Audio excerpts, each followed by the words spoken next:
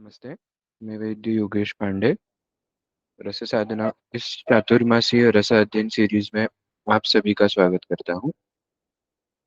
अ, ये इस सीरीज का छठा लेक्चर है। पिछले संडे को जो लेक्चर नहीं हो पाया था वो इस संडे हम फिर से वही लेक्चर कंडक्ट कर रहे हैं।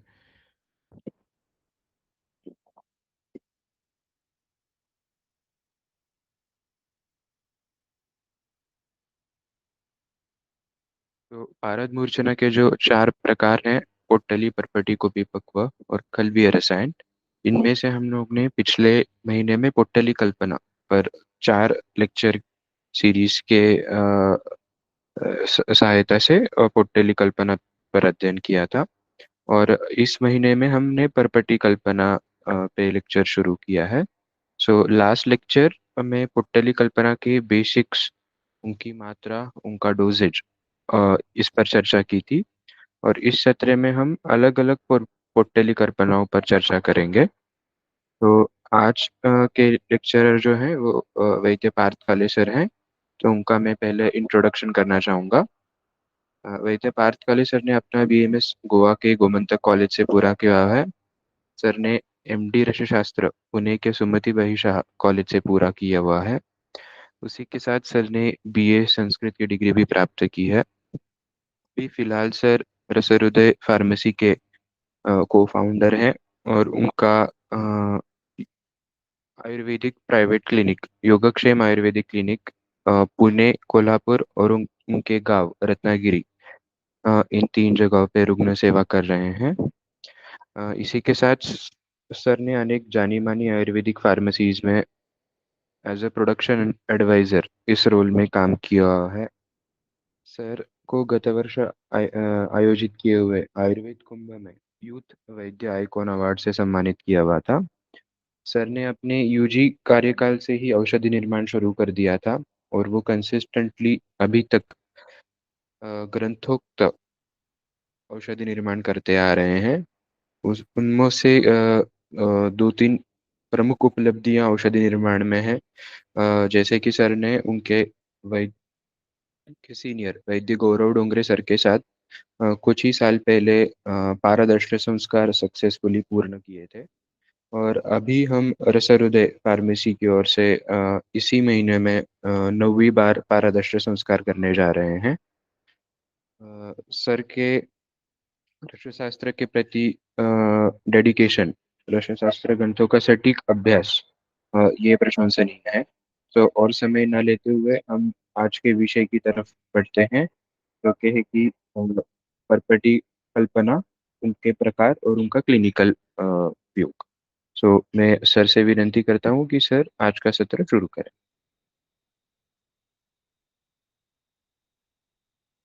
नमस्ते। जैसे कि योगेश ने बताया कि ये सिक्स्थ लेक्चर है अभी इस चातुर्मास अध्ययन सीरीज का। पिछली बार कुछ कारणवश आवाज ठीक से नहीं आ रही थी, इसलिए वो लेक्चर हो नहीं पाया था। तो आज वो फिर से लेक्चर होगा। तो शुरुआत की कुछ चीजें फिर से रिपीटेशन हो सकती है जिन्होंने सुना है, लेकिन फिर से शुरुआत से आज हम चालू करने वाले हैं इस लेक्चर को। Next slide. तो विषय की शुरुआत जो है वो रसेश्वर, पारद रूपी अ, रसेश्वर यानी शिव जी को नमन करते हुए। और नेक्स्ट स्लाइड। मेरे जो इस विषय में और आयुर्वेद के जो गुरु है वैद्य रघुवीर भिड़े सर और वैद्य अनिल पानसे सर, वैसे ही वैद्य योगेश भिंडाल सर और वैद्य नीलेश कोरडे सर, इन सबको नमन करते हुए आज के विषय को प्रारंभ करेंगे। Next slide. तो जो विषय है परपटी कल्पना, बेसिक्स हमने देखे हैं कि परपट्टी कल्पना क्या है। और ये परपटी कल्पना समझते वक्त रस परपटी के बारे में और परपटी कल्पना, परपटी बनाई कैसे जाती है, उसकी उपयोगिता कैसे कैसे प्रैक्टिस में होती है, इन सब चीज़ों पे हमने थोड़ा सा गौर किया था। लेकिन आज हम परपटियों के अलग अलग प्रकार यानी जैसे परपटी की कल्पना है तो उसमें से जो विकल्प है, जो अलग अलग कल्प है, उन कल्पों पे आज बात करने वाले हैं। लास्ट टाइम भी ये बात हुई थी कि ये जो कल्प लिए जाएंगे इसमें से ज्यादा कल्प अलग अलग पर्पटी में कौन से आते हैं ये कवर करने की कोशिश होगी। तो उसमें ग्रंथोक्त उसका संदर्भ, उसके श्लोक, उसके इंग्रेडिएंट्स क्या है, फलश्रुति क्या है, इस पे ज्यादा बात होगी। ये नहीं है कि आज जो बताएंगे वो हर एक प्रॉपर्टी प्रैक्टिस में आज तक यूज होगी है। जैसे फॉर एग्जांपल आगे जाके एक विजय प्रॉपर्टी पे बात होगी, उसमें एक वो तो कभी आज तक यूज भी नहीं की, यूज करते हुए देखी भी नहीं है, फिर भी वो ली है क्योंकि प्रॉपर्टी कल्पना में फलश्रुति के हिसाब से एक श्रेष्ठतम प्रॉपर्टी कह सकते हैं, ऐसे एक वो प्रॉपर्टी है विजय प्रॉपर्टी, नाम भी उसका विजय है। तो आगे जाके हम भी खुद प्रैक्टिस में लाए और आप लोगों का अवेलेबिलिटी हो सकती है तो आप प्रैक्टिस में लाए, इसलिए लाया हुआ लिखा हुआ है। बट ऐसे सभी प्रॉपर्टियां कवर कर रहे हैं कि जो यूज कर रहे हैं, जैसे रस प्रॉपर्टी, पंचामृत प्रॉपर्टी, ताम्र प्रॉपर्टी, लोह प्रॉपर्टी, ये तो अभी प्रैक्टिस में है। और जो यूज में नहीं है, रत्न भागोत्तर है, विजय प्रॉपर्टी, ऐसी प्रॉपर्टियां भी आज कवर करने की कोशिश करेंगे, जिससे प्रॉपर्टी का कल्पना में से अलग अलग प्रॉपर्टी कल्पों का अध्ययन पूरी तरीके से हमें समझ में आए और हम प्रैक्टिस में यूज कर पाए। इसका एक रीजन ये भी था, जो मैं गुरु है उनका नाम सबका लिया, उसमें से मेरे रसशास्त्र के गुरु वैद्य योगेश बेंडाले सर, उनका कहना होता था कि कल्प का अध्ययन पहले पूरा होना चाहिए, उसी के बाद प्रैक्टिस में आपने उसे यूज करना शुरू करना चाहिए। क्योंकि डायरेक्टली ज्यादा नॉलेज ना लेते हुए प्रैक्टिस में यूज करने का मतलब एक्सपेरिमेंट हो गया। और आयुर्वेद को ऐसा प्रयोग अ, अपेक्षित नहीं है। आयुर्वेद जो प्रयोग की अपेक्षा करता है वो यो न अन्यम उदीरयेत व्याधि ऐसे है, जो दूसरी व्याधि को जन्म नहीं देगा आपकी चिकित्सा वजह की वजह से, और जो व्याधि है उसका शमन करेगा, ऐसे ही प्रयोग अपेक्षित है इधर। तो आपके सामने अभी जो श्लोक है, जो हमने पर्पटी के बेसिक्स में भी थोड़ा गो थ्रू किया है उनसे, फिर भी आज हाईलाइट कर रहे हैं, क्योंकि आज का जो टॉपिक है यानी विविध पर्पटी कल्पना, इसमें ये बहुत महत्वपूर्ण सिद्धांत रहने वाले हैं। क्योंकि जैसे बात हुई थी कि खलवीय में से कज्जली, परपटी, पोट्टली, कुपीपक्व, ये सभी के सभी सेम इंग्रेडिएंट से बन सकते हैं। जैसे पारद गंधक के कज्जली से रस परपटी, रस पोट्टली, रस सिंदूर और रस की कज्जली यानी पारद गंधक की कज्जली, ऐसे सभी चीजें बनाना पॉसिबल है। लेकिन संस्कार के वजह से हर एक द्रव्य वही रहते हुए भी उनके गुण बदल जाते हैं। वैसे उसमें एडिशनल कुछ आ जाता है, जैसे उस पारद गंधक कज्जली में ताम्र आ गया तो उसकी ताम्र परपटी भी बनती है। ताम्र युक्त कोई अगर कल्प है, जैसे त्रिविक्रम रस है, तो उसकी कज्जली यानी उसका खलवीय रसायन भी बनता है। उसी से ताम्र सिंदूर भी बनाया जाता है और ताम्र पोट्टली भी बन जाती है। तो ये सब अगर देखेंगे तो इंग्रेडिएंट्स वही, लेकिन चार मूर्छना में अलग अलग कल्प उन्हीं सभी घटक द्रव्यों के बनते जाते हैं। और ये ब्यूटी है रसशास्त्र की, कहो या फिर आयुर्वेद की भी, कि संस्कारो ही गुणांतराधानम उच्यते, जो कहा हुआ है कि संस्कार से इतना ड्रास्टिक गुण परिवर्तन हो रहा है कि उसके हिसाब से आप अलग अलग व्याधियों में, अलग अलग अधिकरण में और शरीर के लिए भी अधिकरण यानी अलग अलग शरीर के प्रत्यंग पे ये कल्पनाएं काम करती जाएंगी। यानी ये संस्कार का बहुत महत्वपूर्ण फल है। और इस हिसाब से हमें ये चतुर्विध कल्पनाएं देखते जानी है इस सीरीज में। तो आज जो ये पोर्टली की हम बात कर रहे हैं, या फिर कोई भी जो कुछ हमारा चतुर्विध मूर्छनाओं का जो विषय रहेगा, उसमें सभी में ये श्लोक इंपॉर्टेंट है। तो शायद रिपीटिशन आपको 4-5 बार होने वाला है इन श्लोकों का, क्योंकि हर कल्पना में सिंदूर की जब बात आएगी तब भी यही श्लोक इंपॉर्टेंट रहने वाले हैं। खलवीय चाहे हो, परपटी हो, पोट्टली हो, पोट्टली में हमने देखे ही थे, तो इसलिए फिर से एक बार देखेंगे। क्या कहते हैं उसे, बार बार हैमरिंग करके वो फिक्स कर देना है आपके इसमें। मराठी में खुंटा बळकट करने ऐसे एक वाक्य प्रचार है कि बार बार उसे डिस्कस करेंगे। ये तो एटलीस्ट ऐसी चीजें हैं जो फिक्स हो जानी चाहिए माइंड में। तो तत्स्थैर्येण समर्थम रसायनम किमपि मूललोहादि स्वयं अस्थिर स्वभावम दाह्य क्लेद्यम च शोष्यम च। तो ये ग्रंथकार कहते हैं, जैसे ये महत्वपूर्ण ग्रंथों में रसशास्त्र के आए हुए चीजें हैं, रस हृदय तंत्र में है, रसरत्न समुच्चय में भी है, कि तत्स्थैर्येण समर्थम रसायनम किमपि मूल लोहादि। जो मूल या लोहादि, मूल का मतलब है वनस्पति और लोहादि का मतलब है सभी धातु युक्त औषधिया या रसायन, ये न समर्थम, किस में समर्थ नहीं है, तो रसायन शक्ति में समर्थ नहीं है। और समर्थ नहीं का मतलब ये नहीं है कि इनमें से बिल्कुल ही रसायन गुणधर्म प्राप्त नहीं हो सकते। समर्थ नहीं का मतलब सिर्फ कंपेरेटिव है, पारद के इतने समर्थ नहीं। यानी जितना पारद रसायन शक्ति दिखा सकता है, रसायन गुणधर्म दे सकता है, उसकी तुलना में वनस्पति या धातु उतना रसायन शक्ति नहीं दे सकते। और उसका कारण भी दिया है कि स्वयं दाह्यम क्लेद्यम च शोष्यम च। ये बाकी सभी जो द्रव्य है पारद को छोड़ के, ये दहन हो सकते हैं, शोषण हो सकते हैं और उनका क्लेदन हो सकता है। यानी इनके वजह से अग्नि या मारुत या जल, इनके वजह से उसके गुणधर्मों में परिवर्तन हो सकता है निसर्गतः भी। जैसे आयन को रस्टिंग हो जाता है जब वायु और जल की संयोग उसके साथ हो जाएगा, तो उसका मतलब है शोष्य और क्लेद्य हो गया वो, और उससे रस्टिंग की वजह से उसके रसायन गुणधर्म नहीं मिल पाएंगे, यानी लोह के जो रसायन गुणधर्म है नहीं मिल पाएंगे। चाहिए तो आप उसे मंडूर के तौर पे यूज कर सकते हो आगे जाके, लेकिन उसे भी कुछ काल की अपेक्षा रहती है। तब तक वो रसायन गुणधर्म नहीं दे सकता, वो किट्ट है, तब तक वो शरीर के लिए मल स्वरूपी काम करने वाला है। Just 1 minute.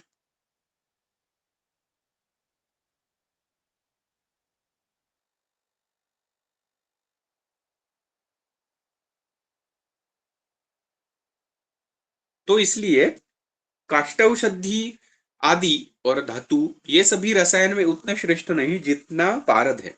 और इसीलिए पारद जिसमें प्रधान है, ऐसी पारद की मूर्छनाएं, ये एक प्रमुख विषय है रसशास्त्र के अध्ययन का। और उसमें से एक मूर्छना आज की जो है ये है पर्पटी कल्पना। वैसे ही जैसे दूसरा एक श्लोक बताता है, काष्ठौषध्यौ नागे नागम वंगे वंगम अपि शुल्बे, तो इसमें लय का क्रम बताया है, कौन सा धातु किस में लय होते जाता है।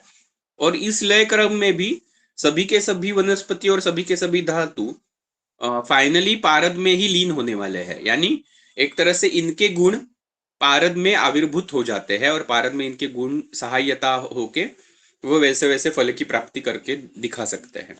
ये बात बताई हुई है। और जीवन मुक्ति समय माने योगिना प्रथम दिव्या तनुर्विद्या हर गौरी सृष्टि संयोगात। तो दिव्य तनु की अगर प्राप्ति करनी है तो हर गौरी सृष्टि संयोग करना जरूरी है। हर गौरी का मतलब है पारद और गंधक या पारद और अभ्रक। तो पारद और गंधक की जो कज्जली बनती है, ये दिव्य तनु की प्राप्ति अगर करवानी है, दिव्य तनु का मतलब फिर से रसायन गुणधर्म की अपेक्षा यही हो जाएगा, क्योंकि पहले रसायन गुणधर्म आएंगे तो शरीर स्थिर होगा, और अगर शरीर स्थिर होगा तो आगे जाके साधना करना और उससे दिव्य तनु की प्राप्ति इत्यादि होगा। हमारा एम शरीर स्थिर करना इतना ही है अभी आयुर्वेद की चिकित्सा का। तो इसके लिए हमें पारद गंधक की कज्जली बहुत जरूरी है, और इसीलिए उसके अलग अलग कल्पन, जैसे आज की हमारी पर्पटी कल्पना। और इस पर्पटी कल्पना के साथ जब ये धातु आ जाते हैं, तब उस पारद की शक्ति और बढ़ जाती है। जैसे कहा हुआ है कि लोहम सूतयुतो दोषान त्यजेत सूतम च लोहयुग, सूत लोह प्रयोग समायोगात प्रयोगो देहधार का। यानी लोह, लोह का मतलब अकेला लोह यानी आयन नहीं, सभी प्रकार के धातु ये पारद के दोषों को दूर करते हैं और पारद इन धातुओं के दोषों को दूर करता है। और जब ये एक साथ आ जाते हैं तो एक दूसरे के दोषों को बैलेंस करते हुए गुणधर्मों को और बढ़ाते हैं। और प्रयोगो देहधारक कहा, यही प्रयोग देहधारक होता है। यानी धातु और पारद, ये प्रयोग ही देहधारक होता है। अकेले धातु का इस्तेमाल या अकेले पारद का इस्तेमाल, जैसे कि पारद का इस्तेमाल सिर्फ धातु ही नहीं, अगर गंधक भी नहीं है तो रसकर्पूर के जैसे निर्गंध मूर्छना में वो पारद इतना हमेशा सहाय्यभूत होता है ऐसी बात नहीं है। वो सिर्फ चिकित्सा में प्रयुक्त हो सकता है, रसायन गुणधर्म नहीं देता, स्थैर्य नहीं दे पाता शरीर को। तो इसलिए हमें याद रखना चाहिए कि पारद गंधक और उसके साथ अलग अलग धातु, इनका प्रयोग ही देह धारक बताया हुआ है, और उसे प्रैक्टिस में लाने के अलग अलग तरीके हैं। और उसमें से एक तरीका है परपटी कल्पना, और इसका अधिकरण फिक्स है, यानी जैसे शरीर में कोष्ठांगों पे पचन संस्था या फिर अग्नि, ग्रहणी, इन पे जब काम करना होता है विशेष करके, यानी कोष्ठांग महास्रोतस, उसमें से स्पेसिफिकली ग्रहणी और उधर स्थित अग्नि, इन पे जब काम करना है तब हमें परपटी कल्पना इस्तेमाल में आती है ज्यादा। और इस दायरे में रह के हमें जब रसायन गुणधर्म देने की अपेक्षा है, ऐसे व्याधि है जैसे ग्रहणी जैसे ही खुद व्याधि, जिसमें बहुत ज्यादा कार्य आते जाता है, आगे आगे व्याधि जैसे जाएगी, तो ऐसे अधिकरण में जब हमें रसायन गुणधर्म देने हैं तो परपटी कल्पना ये ड्रग ऑफ चॉइस हो जाएगा, या कल्पना ऑफ चॉइस कह सकते हैं। और उसमें से एक कल्प पे आना पड़ेगा, और वो एक कल्प पे कैसे आना है, यानी अधिकरण कैसे चूज होगा, ये तो हमने देख लिया लास्ट लेक्चर में भी। इन डेप्थ हमने उस पर डिस्कशन किया है कि कौन से अधिकरण पे परपटी कल्पना कैसे काम करती है, कौन सी ग्रहणी की अवस्था में काम करती है, किसको देनी चाहिए, कितनी मात्रा में देनी चाहिए, ये सब आपको हमारे पिछले लेक्चर में रिकॉर्डिंग में मिल जाएगा। लेकिन उसे ही आगे जाके अभी उसमें से एक स्पेसिफिक कल्पना पे हमें आना है। Next slide. तो इसके लिए भी और एक सूत्र ग्रंथोक्त, जो आपने अभी तक ही शायद 2-3 बार भी सुना होगा, और हर बार सुनेंगे हम, क्योंकि फिर से ये चतुर्विध पारद मूर्छना में हर बार जरूरी सूत्र है कि कौन सा धातु पारद के साथ आ जाएगा तो क्या फल मिलते हैं। जैसे हेमनाहंति युतस त्रिदोष जरुजो, सुवर्ण के साथ जब पारद आता है तो वो त्रिदोष जरुजा पे काम करेगा। रौप्येण पित्तामयन, रौप्य के साथ आएगा तो पित्तज व्याधियों पे। ताम्रेण अपि कफानिलो, ताम्र के साथ कफवातज व्याधियों पे। लोह के साथ विविध शूल पे कार्यकारी है। नाग के साथ आएगा तो अम्ल पित्त पे या अस्र रक्त व्याधियों पे। त्रपुयुतो में हम जब वंग के साथ आ जाएगा तब प्रमेह पे काम करेगा। वज्र के साथ आएगा तो मृत्यु पे कार्य कर सकता है, और अभ्रक के साथ आता है तो सबसे अच्छा स्थैर्य देने में या पारद का चंचलत्व कम करने में सहायभूत होता है। तो ये जो सूत्र है ये सभी जगह पे अप्लाई होते जा रहा है, ये हम देख रहे हैं कि पोट्टली में भी हमने डिस्कस किया, पोट्टली में भी ये था। सिर्फ अंतर क्या आते जाता है कि पोट्टली कल्पना में धातु प्राधान्य से मात्रा में आ रहे थे, तो धातु 10 गुना है तो कज्जली सिर्फ 1 गुना ही है, यानी आधा ही भाग सिर्फ पारद है उसमें से। तो उधर धातु के गुणों पे ज्यादा ध्यान देना पड़ता था, धातु के गुण क्या है ये आपको ज्यादा सोचना पड़ेगा। इधर उल्टा है, परपटी में ऑलमोस्ट सभी इक्वल है, जितना पारद होता है उतना ही बहुत बार आपका अकेला अगर धातु है तो वो होता है, और उतना ही मोस्टली गंधक होता है। अदरवाइज अगर धातु ज्यादा है तो परपटी अच्छी नहीं बनेगी। ये एक व्यवहारिकता देखते हुए भी सिर्फ गंधक की मात्रा बढ़ती है, जनरली पारद धातु के इतना ही होता है।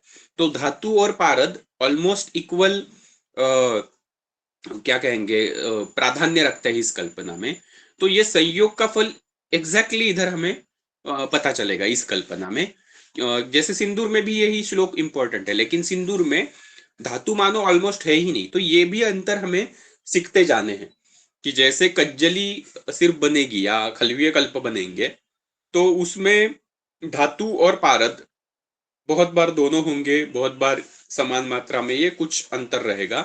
बट उसमें बहुत बार वनस्पति ज्यादा रहेंगी, वनस्पति का संयोग रहेगा, वनस्पति की भावनाएं रहेंगी। तो वनस्पति और धातु पारद, इनसे खलवीय कल्पना जो मूर्छना होगी पारद की वो बनेगी। लेकिन पोट्टली कल्पना में धातु भस्म ज्यादा होंगे, पारद गंधक कज्जली बहुत कम होगी। परपटी में ऑलमोस्ट पारद गंधक धातु ये सभी ऑलमोस्ट इक्वल इक्वल क्वांटिटी में होंगे। और सिंदूर में लेते वक्त कितनी भी क्वांटिटी क्यों ना हो, बने हुए सिंदूर में ऑलमोस्ट धातु होगा ही नहीं। ऑलमोस्ट का मतलब है पीपीएम लेवल वगैरह होगा, लेकिन बहुत नगण्य मात्रा में होगा, गुणधर्म आएंगे उसके वजह से। बट प्राधान्य से जो होगा वो पारद होगा, अकेला खुद पारद, क्योंकि जारण के बाद गंधक भी बहुत अल्प रह जाता है, अकेला पारद सबसे ज्यादा रहता है, ऑलमोस्ट 82% वगैरह पारद ही रहेगा, और बाकी सभी चीजें गंधक ही ज्यादा और धातु नगण्य रहेंगे। तो हर एक इसमें संस्कार के बाद चाहिए वो ओरिजिनल हम इंग्रेडिएंट्स ले रहे हैं वो अलग हो, लेकिन कल्पना बनने के बाद क्या फॉर्म आ रहा है उसे, वो भी ज्यादा जरूरी है। तो सिंदूर में आपको पारद के गुणों पे ही ज्यादा सोचना पड़ेगा, पारद का सूक्ष्मत्व, पारद का तीक्ष्ण, इस पे ज्यादा सोचना पड़ेगा। परपटी में आपको पारद के गुणधर्म और उतने ही धातुओं के गुणधर्मों को भी इंपॉर्टेंस देना पड़ेगा, क्योंकि वो इक्वल क्वांटिटी में है। तो ये ध्यान में रखते हुए ये जो सूत्र है, ये आप आगे प्रैक्टिस कर सकते हो। यानी लास्ट टाइम भी एक बार डिस्कस किया था हमने कि ठीक है, समझने के लिए हर एक के खुद के व्यू पॉइंट्स होते हैं, इसलिए हम डिस्कस करते जाएंगे या करेंगे आज भी। लेकिन फ्रैंकली स्पीकिंग, ये श्लोक अगर आपको बाय हार्टेड है, ये श्लोक मानो आपके टिप ऑफ द टंग पे है, तो फ्रैंकली स्पीकिंग अलग अलग बहुत सारे लेक्चर की जरूरत ही नहीं है। ये एक ही सूत्र और आपकी प्रैक्टिस, इतना ही। क्योंकि ये वन लाइनर से आपको त्रिदोष जो रुजा है तो सुवर्ण और पारद का संयोग इस्तेमाल करना है। अभी आप अधिकरण देख लो, आपके शरीर के कौन से अधिकरण में व्याधि है।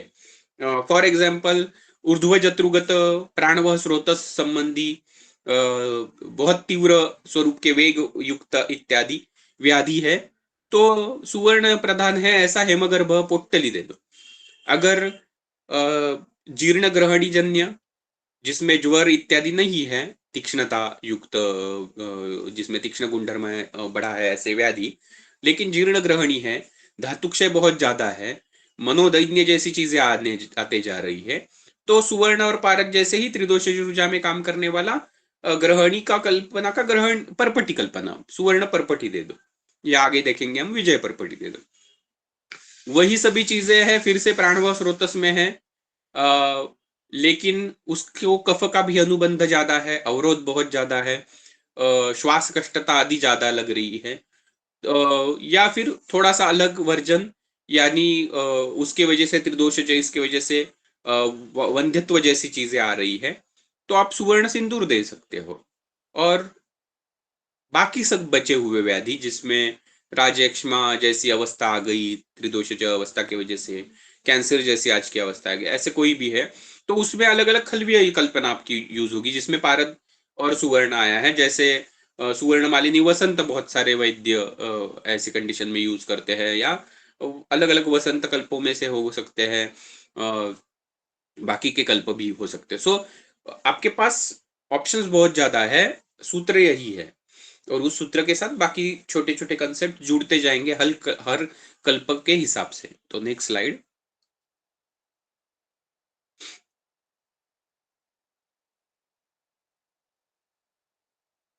Next slide. ये तो हमने सिर्फ देखा है पारद गंधक और धातु इनसे युक्त ऐसे वो कज्जली होती है। ये श्लोक जो है इसको ज्यादा आज हम इस पे गौर नहीं करने वाले, सिर्फ देखेंगे क्या है, थोड़ा सा रिवाइज करेंगे, क्योंकि आज का कल्पना है परपटी कल्पना, उसमें से रस परपटी हमने इन डेप्थ लास्ट लेक्चर में डिस्कस की है, क्योंकि रस परपटी से ही परपटी कल्पना की शुरुआत हुई थी आयुर्वेद में, जो प्रयोग चालू हुए, तो उस पे बहुत ज्यादा गौर किया हुआ है लास्ट लेक्चर में। तो आज हम जो देखेंगे वो आगे की परपटियां होंगी, लेकिन ऑफ कोर्स परपटी कल्पना में से ही एक कल्प है रस परपटी, तो उस पे भी थोड़ा सा हम बात करेंगे ऑफ कोर्स। तो रस परपटी जो है चक्रपाणी ने सबसे पहली बार दी है, हमने देखा था, उसमें भी वो पारद गंधक की कज्जली उसे द्रुत करके कदली पत्र पे रखना, ये बातें करते ही है, उन्होंने ही ये बात एक्चुअली ठीक से पहली बार दी है। और उसके लिए एक चीज हमने देखी थी विशेष करके, कि एक तो उसकी मात्रा, परपटी कल्पना की जो मात्रा है वो वर्धमान होती है, तो अलग अलग ग्रंथों के हिसाब से एक गुंजा से शुरुआत करना मात्रा देने में दिन की, या दो गुंजा इधर से शुरुआत करते हुए 10 से 12 गुंजा तक वो मात्रा बढ़ाते गए हैं। यानी 125 mg और 250 mg से स्टार्ट करना है आपको पर डे डोज, और रोज 125 mg बढ़ाते जाना है। और इसके हिसाब से आप 10वें दिन में 10 गुंजा तक जाएंगे या 12 गुंजा तक जाएंगे जैसे स्टार्ट की होगी। सो 1.25 ग्राम और 1.5 ग्राम इतनी बड़ी मात्रा आपकी परपटी कल्पना की होती है, और फिर से उसे रिड्यूस करते जाते हैं। ऐसे 21 दिन में आपका कोर्स पूरा होता है। और जनरली हमने लास्ट लेक्चर में ये भी देखा है कि अगर ये 21 दिन का कोर्स होता है ग्रंथोक्त स्टाइल से, तो ऑलमोस्ट बहुत बार उतने 21 दिन में अच्छे से अच्छी जीर्ण ग्रहणी भी ऑलमोस्ट ट्रीट हो सकती है। इतनी ताकत इस परपटी कल्पना में है, जो कि हमने खुद अनुभव किया हुआ है रुग्ण में, कि 15 दिन के सिर्फ एक प्रैक्टिस फॉलोअप के बाद आगे वो रुग्ण 9 महीने तक भी फिर से नहीं आया, कि उसे कभी लक्षण आए ही नहीं। तो ये जो विशेषता है परपटी कल्पना के मात्रा की, इस पे थोड़ा सा गौर करना चाहिए। Just 1 minute, sorry.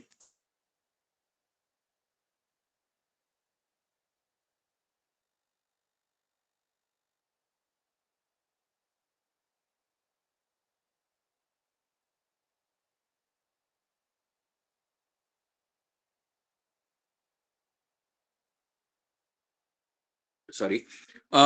तो एक तो बात हो गई मात्रा की, दूसरी एक पथ्य के संबंधी बातें हैं। पथ्य और अपथ्य दोनों। पथ्य में एक विशेष आया है कि अ, कुछ समय बाद, यानी अर्ध प्रहर के बाद परपटी सेवन के पुग फल का बहुत बड़ी मात्रा में भक्षण करना चाहिए। आज के जमाने में शायद सभी को ये एडवाइजेबल लगेगा नहीं, ऐसे भी हो सकता है, और सभी जगह पे ये एडवाइजेबल नहीं हो सकता। बहुत लोगों को अभी पूग फल खाने की आदत ही नहीं है, तो उल्टी गड़बड़ हो सकती है कुछ। लेकिन हमारे रीजन्स में, जैसे कोकण में, ऑलरेडी बहुपूग भक्षणम, ये तो हेतु जैसे ही होता है रुग्णों में, तो उनको ये एडवाइस करना मुश्किल नहीं है, वो लोग ये कर सकते हैं फॉलो। या अन्य श्लोक में शीत जल की चुलुक त्रय पीने के लिए कहा है। तो दोनों जो विधि है वो शीत और कषाय रस प्राधान्य से जाना चाहिए, ये दर्शाते हैं। तो इसे थोड़ा सा अलग तरीके से हम आज के प्रैक्टिस में शायद मॉडिफाई भी कर सकते हैं। कषाय और शीत ऐसे द्रव्यों का भी हम अलग से एक पूड़ी दे सकते हैं, कि परपटी कल्पना के अर्ध प्रहर के बाद उस पूड़ी का सेवन करना है, क्योंकि ये सभी चीजें परपटी को और धीरे से पचन करने के लिए सहायभूत करेगी। यानी परपटी कल्पना वैसे भी बहुत फास्ट उसका पचन नहीं होता, कठिन है और गुरु है, इसलिए तो धीरे धीरे पचन होते रहता है। और ये कषाय रस की वजह से स्तंभन होके और भी स्लो उसका पचन होगा, और दिन भर उसका पचन धीरे धीरे चलता रहेगा, जो अपेक्षित है, ऐसे हमें दिख रहा है। तो एक तो ये हो गया। Next slide. इसमें से बहुत सारे श्लोकों में अलग अलग विधि बताए, लेकिन ये एक जो श्लोक है ये बहुत आसान श्लोक है। शुद्ध पारद गंधाभ्याम कृतम परपटिका नृणाम नियंति ग्रहणी क्षौद्रयुक्तम पथ्य भुजाम नृणाम। तो पारद गंधक से बनाई हुई जो परपटी है, सिर्फ शुद्ध पारद और शुद्ध गंधक, ये ग्रहणी व्याधि में उपयुक्त आती है मधु के साथ अगर देते हैं तो, और पथ्य सेवन के साथ। तो पथ्य सेवन पढ़ा हमने, और अपथ्य सेवन में विदाही आहार और स्त्री से सेवा इत्यादि चीजें नहीं करनी चाहिए। तो ये देखने के बाद ये जानबूझ के क्यों रखा है कि बाकी तो ग्रंथों में विशिष्ट शोधन, विशिष्ट पारद का शोधन, विशिष्ट गंधक का शोधन इत्यादि बातें आती है, हर बार आज के प्रैक्टिस में वो पॉसिबल होता ही है ऐसे नहीं। हमारे पास शायद शुद्ध पारद स्टॉक में होगा, रखा होगा, शुद्ध गंधक होगा, या उसकी कज्जली होगी, या अष्ट संस्कृत कज्जली होगी। तो जो भी पारद गंधक है शुद्ध होना चाहिए, सिर्फ उसकी परपट्टी डायरेक्टली बना लेनी है, और वो ग्रहणी पे काम जरूर करेगी। ये इस श्लोक से भी समझ में आ रहा है, प्रैक्टिस में तो हम कर ही रहे हैं, क्योंकि अभी जो प्रैक्टिस में परपटी यूज करते हैं वो सामान्य शोधित पारद या अष्ट संस्कृत पारद की सिर्फ परपटी सिंपली बनाई हुई होती है। उसमें विशिष्ट शोधन अभी तो नहीं कर रहे कुछ, लेकिन इतना काफी है। ये एक ग्रंथ भी बता रहा है, ये दिखाने के लिए कि हमारा खुद का ही मत नहीं है। Next slide. जयापत ये भी एक श्लोक जिसमें और सभी छोटी छोटी चीजें आती जाती है, लेकिन विषय वही है कि रसपर्पटी कैसे बनाई जाती है, जो हमने लास्ट टाइम देखा है। इसलिए इन डेप्थ में नहीं जाऊंगा, सिर्फ एक ही रिवीजन करूंगा, वो है उसकी फलश्रुति। रसपर्पटी की फलश्रुति बताई है ग्रंथ ने। ज्वर, ग्रहणी, अतिसार, कामला, पांडु, शूल, प्लीह, जलोदर एवं आदिन गदान हन्यत रुष्टपुर्यष्टस्य वीर्यवान, और पुष्टि देता है शरीर को, और जीवेद वर्ष शतम बलि पलित वर्जितम, यानी रसायन गुणधर्म भी देती है। तो अकेली रस परपटी भी ये सभी कार्य करने में सक्षम है, ये याद रखना चाहिए। तो बाकी कल्पनाएं क्यों? क्योंकि ये परपटी, रस परपटी जो सामान्य है, ये सभी कार्य करेगी, क्योंकि ये परपटी कल्पना का वीर्य है। कि इन सभी व्याधियों पे काम कर सकती है, रसायन गुणधर्म भी दे सकती है, लेकिन जब तक उसमें विशिष्ट धातु नहीं आएंगे वो विशिष्ट शक्ति प्रभाव से नहीं दिखा पाती। तो पारद ये सभी गुणधर्म दे सकता है, बट ऑफ कोर्स उसे लॉन्ग टर्म में यूज करते रहना पड़ेगा, धीरे धीरे वो गुणधर्म देगा। लेकिन आपको जब विशिष्ट गुणधर्म चाहिए, आपको विशिष्ट परिणाम शूल पे ही काम करना है परपटी कल्पना ने, तो रस परपटी से बेहतर हो जाती है लोह परपटी। बट इसका मतलब ये नहीं है आपके आपके पास लोह परपटी नहीं है तो आप प्रैक्टिस कर ही नहीं सकते, या परिणाम शूल में आपकी परपटी कोई यूज में हो ही नहीं सकती। आपकी रस परपटी भी वही काम करेगी, बट कालावधि ज्यादा लेगी। काल ये इशू शायद बदल सकता है, वो काल सॉल्व हो सकता है आपका विशिष्ट धातु जब उसमें आ जाएंगे तब। ये हर बार सभी जगह पे अप्लाई होने वाला फिर से कंसेप्ट या ये बात है। कोई भी कल्पना रहने दे, जैसे हम बहुत बार बात की है हमने पहले भी आश्वारिष्ट पे। आश्वारिष्ट खुद जो काम करते हैं, जैसे कफ वातज अवस्था में काम करना, स्रोतोरोध है तो काम करेंगे, अग्निमांद्य पे काम करेंगे, ये चीजें सभी आश्वारिष्ट में फिक्स ही है। तो कोई भी आश्वारिष्ट आप ऐसी अवस्था देख के यूज करो वो काम करेगा ही, लेकिन विशिष्ट व्याधियों पे विशिष्ट वनस्पति युक्त ही आसव काम करेंगे। ऐसे ही बात आ जाती है इधर भी। तो परपटी काम करने वाली वही करेगी। ये मैं थोड़ा सा फिर से इस पे क्यों गौर करा रहा हूं कि ऐसे नहीं तो हो जाता है कि प्रैक्टिस में बहुत बार नहीं, ये तो बताई हुई थी ये ताम्र परपटी इस्तेमाल करनी होती है, लेकिन हमारे पास तो ताम्र परपटी है नहीं इसलिए रुक जाती है बातें। तो ऐसे करने की जरूरत नहीं है। फ्रैंकली स्पीकिंग मैंने खुद ही जब जब मेरे पास विशिष्ट ऐसे परपटी नहीं है तो एटलीस्ट रस परपटी अच्छी क्वांटिटी में स्टॉक में क्लिनिक में होती ही है, या जल्दी बना भी सकते हैं कज्जली है तो हमेशा रस परपटी ज्यादा यूज की है। अन्य परपटी नहीं है तो भी रस परपटी, यानी मैं चाहता हूं कि पंचामृत परपटी दो, लेकिन नहीं है तो ठीक है रस परपटी आज के फॉलोअप के लिए एटलीस्ट यूज की।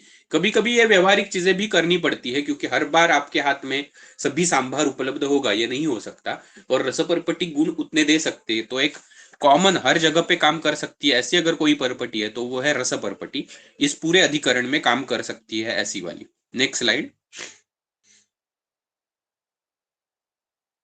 Next slide. ये जो पीछे वाला श्लोक था उसमें सिर्फ एक दो बातें आई थी पिछली लेक्चर में, आपको देखने को मिलेगी कि विशिष्ट अनुपान से रसपर्पटी इस्तेमाल हो सकती है। जैसे वरुण के मूल से अभ्यंतर विद्रधि में इस्तेमाल में आएगी, वासा शुंठी अभया के साथ देंगे तो वात कफज ज्वर में इस्तेमाल में रसपर्पटी ही आ सकती है। उन बातों पे थोड़ा सा बाद में फिर से फोकस करके अध्ययन कर सकते हैं। तो आज का जो विषय है विशेष कि अलग अलग परपटी कल्पना। तो ये जो अलग अलग परपटी कल्पना का आज हमने अध्ययन करना है उसमें से सबसे पहली है लोह परपटी। जैसे शुरुआत में डिस्कस किया, सबसे आसान होता है इसका फॉर्मूला कि लोह, पारद और गंधक। जैसे आप इस श्लोक में भी देखोगे, रसगंधको यो कृत्वा कज्जली समभागयो लोह चूर्णम रस समम। तो पारद गंधक इक्वल क्वांटिटी में लेके उसकी कज्जली है, और जितना पारद उतना ही लोह है। सो तीनों इंग्रेडिएंट इक्वल क्वांटिटी में है, 1 1 1। संश्लिष्ट परपटी कार्य विधिना सेव्या रोगी भी पथ्य भोज भी, और ये जो विधिवत परपटी बनानी है उसकी, और पथ्य भी भोजी भी रोगी भी। और जो परपटी में पथ्य बताया गया उस पथ्य के हिसाब से ही सेवन करने वाले रोगी ने इसका सेवन करना है। अनुपानम श्रितम क्वाथ धान्य जीरक नागरम। धान्य जीरक और शुंठी ऐसा अनुपान इस परपटी के साथ बताया हुआ है। लोहेन परपटी चैसा सिद्धा लोकस्य सिद्धिदा रक्ति एकां समारभ्य वर्धयत रक्तिकाम कर्मात् सप्ताहेकम द्वयम वापी यावद आरोग्य दर्शन। तो फिर से सेम बातें आई रस परपटी में जो थी कि एक एक रक्तिका से शुरुआत करनी है इस परपटी के सेवन में, और रोज एक परपटी बढ़ाते जानी है, और इसका सेवन 1 या 2 सप्ताह तक ऐसे ही करना है। इसका मतलब वर्धन करते जाना और घटाते जाना, ये विधि आप इस लोह परपटी को भी कर सकते हैं। ग्रहणीम दुस्तराम हंति शूला अतिसार सूतिका।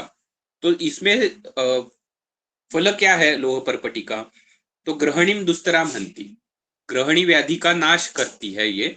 और उसमें भी स्पेसिफिकली बताया शूल अतिसार सूतिका। तो शूल युक्त ऐसी ग्रहणी जो जब होगी तब ये बहुत उपयुक्त होगी। तो हमने जो पहले ही देखा था, इसका एप्लीकेशन फिर से डायरेक्टली ग्रंथ से ही हम देख सकते हैं। जैसे शूलामयान लोहयुक्त, पारद जब लोह के साथ आता है तो शूलामयान, शूलज या शूल युक्त, शूल अवस्था वाली जो व्याधियां होंगी, इनमें पारद और लोह ये संयोग काम करता है।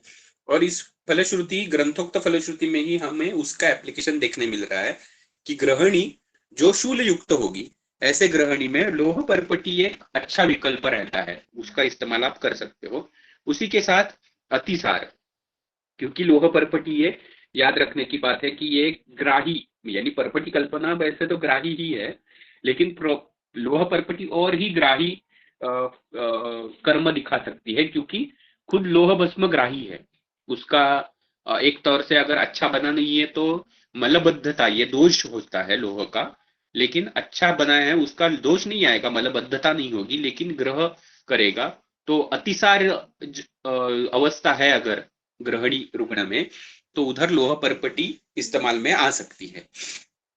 वैसे ही सूतिका, तो सूतिका में आने वाली ग्रहणी, सूतिका परिचर्या ठीक से नहीं हुई, या सूतिका काल में आने वाले अलग अलग व्याधियों के वजह से बाद में अगर ग्रहणी हो जाती है, तो उसमें भी ये इस्तेमाल में आती है।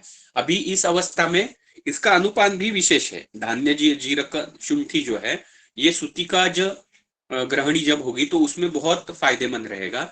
या और एक कल्प है इसके अलावा यूज कर से ऐसे, वो है जिरकाद्य रिष्ट, जो सेम अवस्था में आया है। सूतिका जन्य, सूतिका व्याधि जन्य अगर ग्रहणी है, तो उसमें जिरकाद्य रिष्ट बहुत अच्छा कार्य करता है। और इसका अनुपान भी जीरक बताया, तो जिरकाद्य रिष्ट के साथ लोह परपटी का इस्तेमाल ऐसे भी हम कर सकते हैं। प्लीहाग्निमांद्य शोथार्ष पांडुम उदावर्त कामलाम सर्वाम आमवात कुष्टानी रोगा एवं विधा खद्दु भवेज्जनो अय सर्व वपुर वलिपलित्व अनया अपथ्यापथ्य विधिश्चात्र सर्वो लोह विधानवत। तो इसमें बाकी जो फलश्रुति है वो हम देख सकते हैं। प्लीहा है, अग्निमांद्य है, यानी प्लीहा वृद्धि, अग्निमांद्य, शोथ, अर्श, पांडु, उदावर्त, कामला। तो एक तो पहले तो यकृत से उत्पन्न या प्लीहा से उत्पन्न ऐसे व्याधियां हमें इधर दिख रही है, जो कि लोह का खुद का अधिकरण है।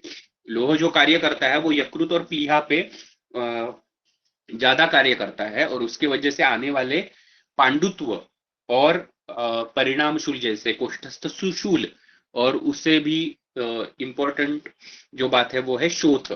इन चीजों पे लोह भस्म खुद अच्छा कार्य करता है। यानी फिर से रिवाइज करता हूं मैं, यकृत और प्लीहाजन्य ऐसे जो व्याधियां है जिनमें कोष्ठस्थ शूल है, शोथ है, और उसकी वजह से पांडुत्व आ रहा है, ऐसी व्याधियों पे तो ये क्या होता है, ये कॉमन कुछ चीजें रहती है इसमें। अभी आज के जमाने में आने वाले बहुत सारे व्याधि बैठ सकते, तो एक एक व्याधि गिनते बैठना और मैं मॉडर्न डायग्नोसिस के हिसाब से अलग अलग व्याधियां बताना, ये दुस्तर हो जाएगा। या फ्रैंकली स्पीकिंग, हमारे खुद के सभी लोगों के प्रैक्टिस में एलोपैथी डायग्नोसिस को हम इतना इंपॉर्टेंस नहीं देते। आयुर्वेद के हिसाब से कौन सी अवस्था में ये कल्प, कौन सा कल्प इस्तेमाल करना चाहिए, यही सोचते हैं। तो इसलिए ये बेस लाइन्स है कि हाँ ये चीजें रहती है तो लोह परपटी इस्तेमाल में लाते हैं। तो इन सब चीजों पे काम करने वाली है लोह परपटी। तब शोध हमें इस फलश्रुति में डायरेक्टली देखने को मिल रहा है, पांडु देखने को मिल रहा है, कामला फिर से यकृत जन्य व्याधियों में से एक ऐसे देखने को मिल रही है, और आमवात और कुष्ठ ये कुछ बातें अन्य ग्रंथ ने बताई हुई है। Next slide. तो हम जो कल्प का अध्ययन करते हैं, कुछ पहले व्याख्यानों में भी बताया था, उस विधि से देखेंगे। अभी ये रेडीमेड अध्ययन मिल गया है, साधु कुलकर्णी जी नाम के ग्रंथकार है, रसशास्त्र के औषधि निर्माण के बारे में लिखा है उन्होंने, उनके पुस्तक में से है। सॉरी,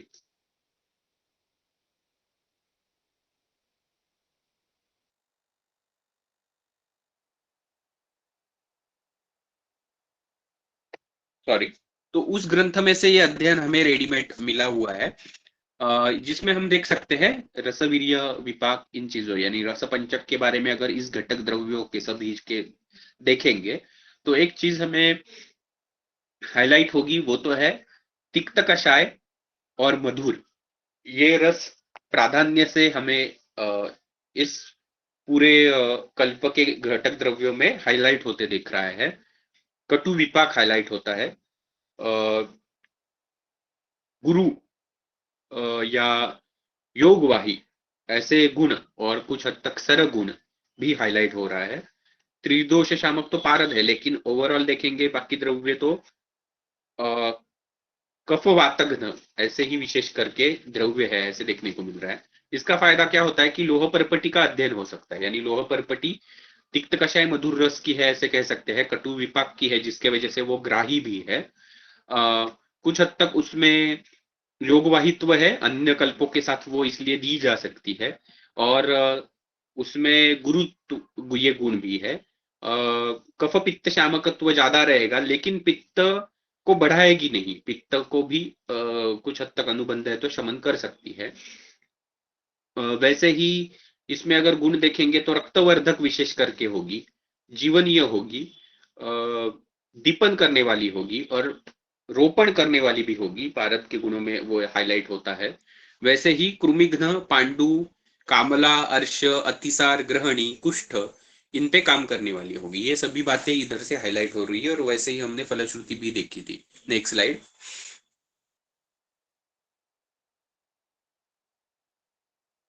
तो इसमें हमें रसहृदय में जो हम रस परपटी सॉरी लोह परपटी बनाते हैं तब के कुछ क्लिक्स देख सकते हैं, जिसमें पारद गंधक की कज्जली और लोह भस्म ऐसे दिख रहा है।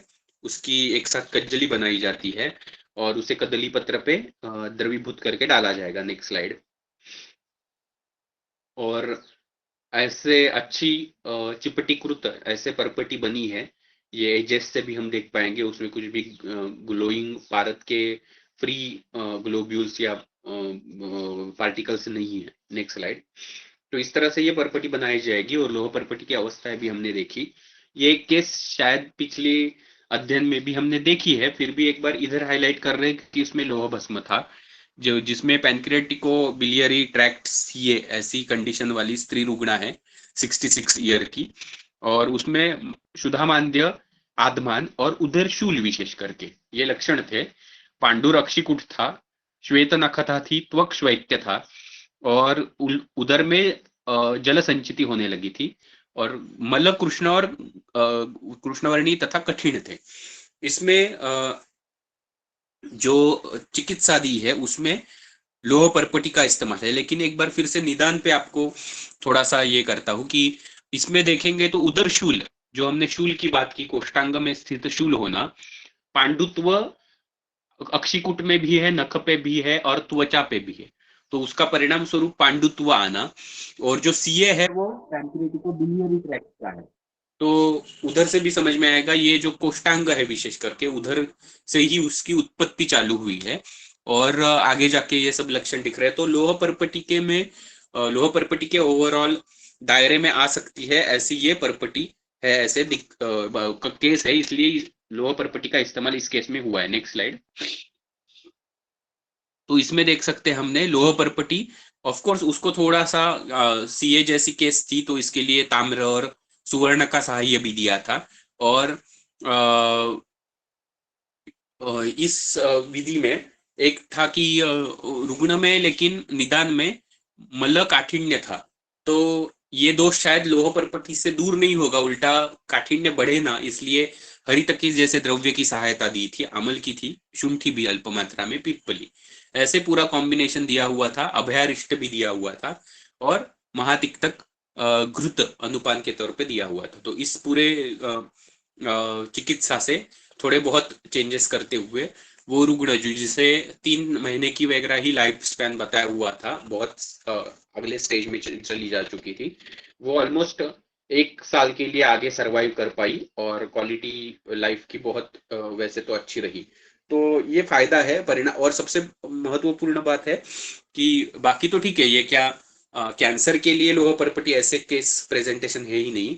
सबसे अच्छा फायदा जो हुआ था वो था जो अग्निमांद्य था वो दूर हो चुका था और शूल शमन हो चुका था। तो लोह परपटी के बारे में हम जो देख रहे हैं वो स्पेक्युलरिटी हमें केस में देखने को मिली थी, यानी शूल भी शमन हुआ और आगे जाके उधर संचित में जल संचित है वो भी कम हुई थी, लेकिन पहले तो अग्निमांद्य दूर होके शूल कम होना, ये लोह परपटी से अचीव हो पाया। तो बाद में हम चाहिए तो कल्प बदल भी सकते थे या बदले ही भी है अलग अलग कल्प बाद में, लेकिन जो कार्य अभी बात की वो इस केस में इधर दिख रहा है रिफ्लेक्ट होते हुए। Next slide.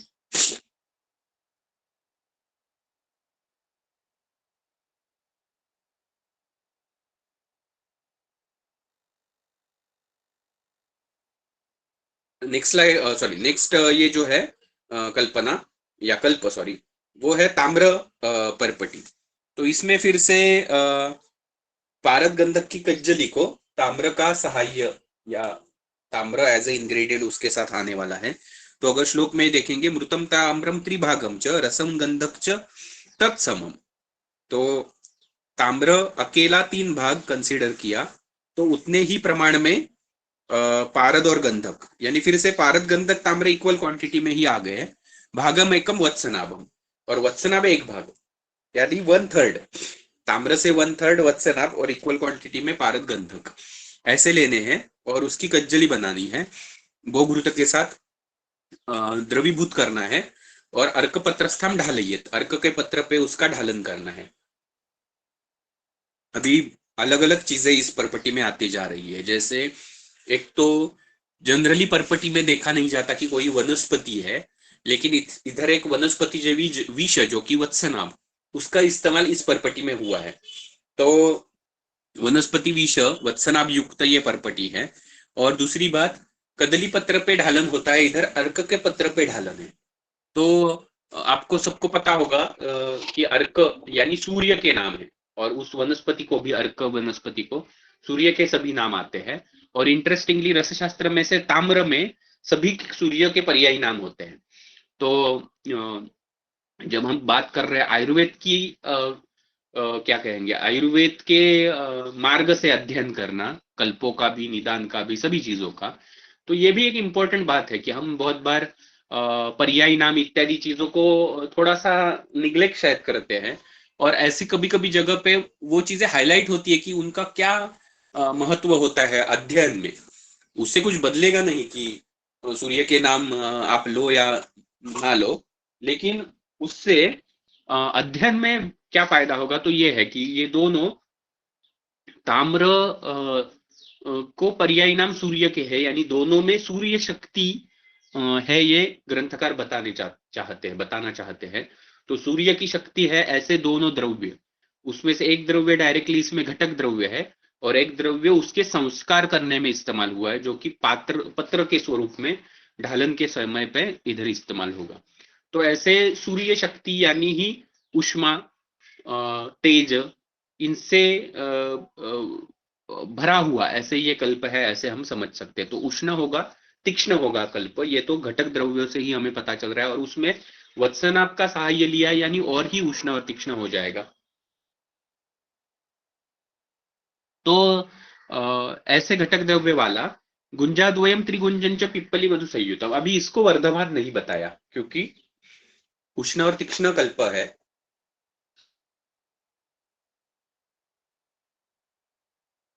सॉरी, उष्ण और तीक्ष्ण कल्प है, तो उसके वजह से बड़ी मात्रा में देके नहीं चलने वाला, और ताम्र भी बड़ी मात्रा में नहीं चलेगा, नहीं तो वामक आदि चीजें दोष स्वरूप आने लगेगी।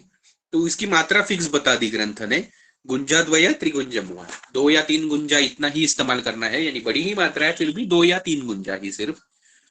पिप्पली मधु संयुक्तम, उसे थोड़ा अनुपान भी वैसे ही इस्तेमाल किया, पिप्पली और मधु ऐसे अनुपान के साथ।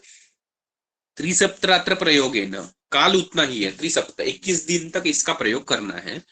रोग राजंच नाशयत, और उसका फल बताया रोग राजंच नाशयत, 21 दिन में राज यक्ष्मा को भी जीत सकता है। आर्द्रक से रसेने व सन्निपातम नियच्छति, अगर आर्द्रक के रस के साथ इस्तेमाल में लाया तो सन्निपात में भी काम करेगा। त्रिफला रस से युक्तम सर्व पांडु विनाश है, त्रिफला के रस के साथ सर्व पांडु पे काम करेगा। वातारी तैल संयुक्तम सर्व शूल निवारणी, एरेंड तैल के साथ देते हैं तो सर्व प्रकार के शूल यानी कोष्ठस्थ शूल।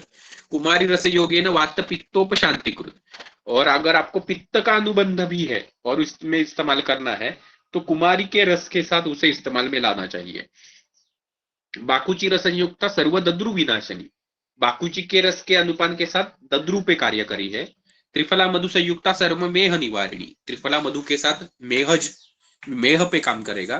खदीर क्वाथे न कुष्ठ अष्टादशा नाशिनी, खदीर के क्वाथ के साथ अष्टादश कुष्ठ और मंथन भैरवता लोकानम हित काम्य, मंथन भैरव इस योगी ने इस कल्प की निर्मिति की। एक बार हमने सिर्फ पढ़ा, लेकिन इतने कुछ चीजों पे फिर से गौर करना चाहिए। जैसे आर्द्रकस्य रसेनेव सन्निपातम नियच्छति, अदरक के रस के साथ अगर देते हैं तो सन्निपातज व्याधियों में काम करेगा, तो आर्द्रक से और तीक्ष्ण हो जाता है और ताम्र और वत्सनाभ युक्त कल्प है। तो वैसे देखने जाएंगे तो हेमगर्भ जैसे कल्प जितने वीर्यवान हैं, कुछ हद तक वैसे ही वीर्यवान ये कल्प है ताम्र के वजह से। हेमगर्भ भी ताम्र और सुवर्ण प्रधान कल्प होता है। तो वैसे ही एक प्रधान अच्छा कल्प है जिसमें सन्निपातज अवस्था, ऑफकोर्स ये अवस्था ऐसी रहनी चाहिए जो कोष्ठस्थ अवयवों में दुष्टि होने की वजह से आ रही है, लेकिन सन्निपातज है, अत्ययिक अवस्था जैसे है, तो उधर आप इसका इस्तेमाल आर्द्रक स्वरस के साथ और उसे तीक्ष्ण करते हुए अल्प मात्रा में मुहुर्मुहु स्वरूप में दे सकते हैं। ये एक याद रखने की इस कल्प में बात है। बाकी सभी चीजें देखेंगे तो गुणधर्मों में से उष्ण तीक्ष्ण है, ये याद करके हमें इस्तेमाल में लाना है। यानी अन्य अगर परपटियां देखेंगे, विशेष करके रस परपटी, तो रस परपटी ये कल्प वैसे देखने जाएंगे तो सौम्य कल्प है, इसलिए इसकी मात्रा भी इतनी बड़ी है। बालादि अखिल रोगनुत कहा है कि बालकों में भी देखे चलता है। तो बहुत ही सौम्य कल्प है रस परपटी। और ताम्र परपटी जो है ये उल्टा है उसके, एग्जैक्टली ये तीक्ष्ण कल्प है। तो आपको रुग्ण में परपटी तो इस्तेमाल करनी है, लेकिन सौम्य चाहिए या तीक्ष्ण चाहिए, इसके निर्धार के हिसाब से भी आप परपटी चॉइस कर सकते हो। Next slide. तो रस हृदय में हम जो ताम्र परपटी बनाते हैं उसके ये फोटोज है, जिसमें आप पहले इंग्रेडिएंट्स में देख सकते हैं बीच में वत्सना भी चूर्ण स्वरूप में दिख रहा है। कज्जली बनाई जाती है और कपत्र पे ढालन करके इस परपटी का निर्माण किया जाता है। ऐसे करने से ये परपटी सिद्ध होती है। अनफॉर्चुनेटली अभी नेक्स्ट स्लाइड अलग परपटी की है, इसकी केस की स्लाइड मैं इधर मैंने नहीं रख पाया था।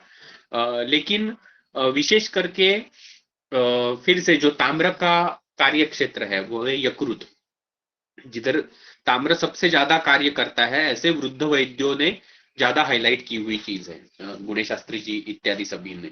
तो ये जो यकृत स्थित व्याधियां है और उधर से जनरेटेड अलग अलग कोष्ठस्थ व्याधियां, तो मेनली लीवर से एसोसिएटेड अलग अलग सीए भी रह सकते हैं, जिसमें ताम्र ये खुद अच्छा काम करने वाला है और कोष्ठस्थ होने की वजह से ताम्र परपटी ये बहुत अच्छे से कार्य करेगी।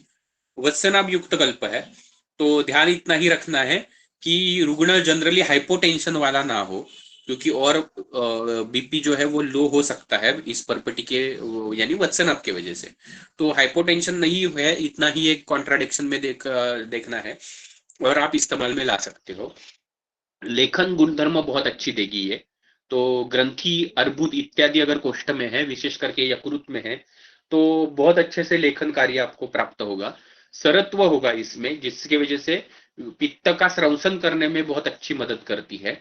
तो इन सबको सोचते हुए और वत्सनाभ के वजह से अच्छी शूल शामक भी जो अन्य कल्पों में भी हम इस्तेमाल में लाते हैं, तो शूल शमन भी बहुत अच्छे से होगा और लेखन भी अच्छे से होगा। उसकी वजह से यकृत में विकृति होने की वजह से आगे जाके, जैसे टिपिकल आजकल कैंसर के ही ज्यादा हमारे सामने ऐसे केसेस आती है जिसमें मेटास्टेसिस होता है लीवर में और उसके वजह से बाद में असाइटिस का प्रेजेंटेशन लेके आते हैं। तो यकृत और उसके साथ आने वाला जलोदर, तो इसमें ताम्र परपटी बहुत अच्छी कार्यकारी है।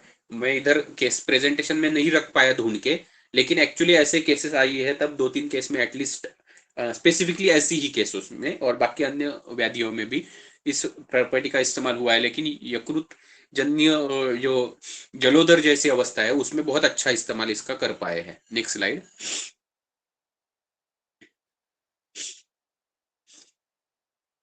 अभी ये जो सामान्य परपटी है, सामान्य का मतलब कोई भी कल्प सामान्य नहीं होता वैसे तो, लेकिन सामान्य का मैं कहना चाह रहा हूँ सिंपली जो हमेशा प्रैक्टिस में आती है, आगे तो बहुत बड़ी बड़ी पोटलियां भी है, महंगी भी होंगी, लेकिन सामान्य तौर पे सस्ती अच्छी कार्यकारी ऐसे जो हम कल्प देखते हैं, उसमें से जो कल्प है उसमें एक अग्रगणी ऐसे कह सकते हैं, ऐसे है पंचामृत परपटी, जिसमें घटक द्रव्य के तौर पे लोह अभ्र अर्क रसम सोमम द्विगुणितम गंधम पचेत कोलिकम। तो लोह अभ्र और अर्क यानी लोह, अभ्रक भस्म और ताम्र भस्म, ये समम, ये सभी इक्वल, रस भी उनके इंडिविजुअली इक्वल रस भी, और द्विगुणितम गंधम, और सबके दुगुना गंधक, ऐसे लेके उसका पाक करना है, द्रवीभूत करना है, और लोह से पात्र, लोह के पात्र में करके इसे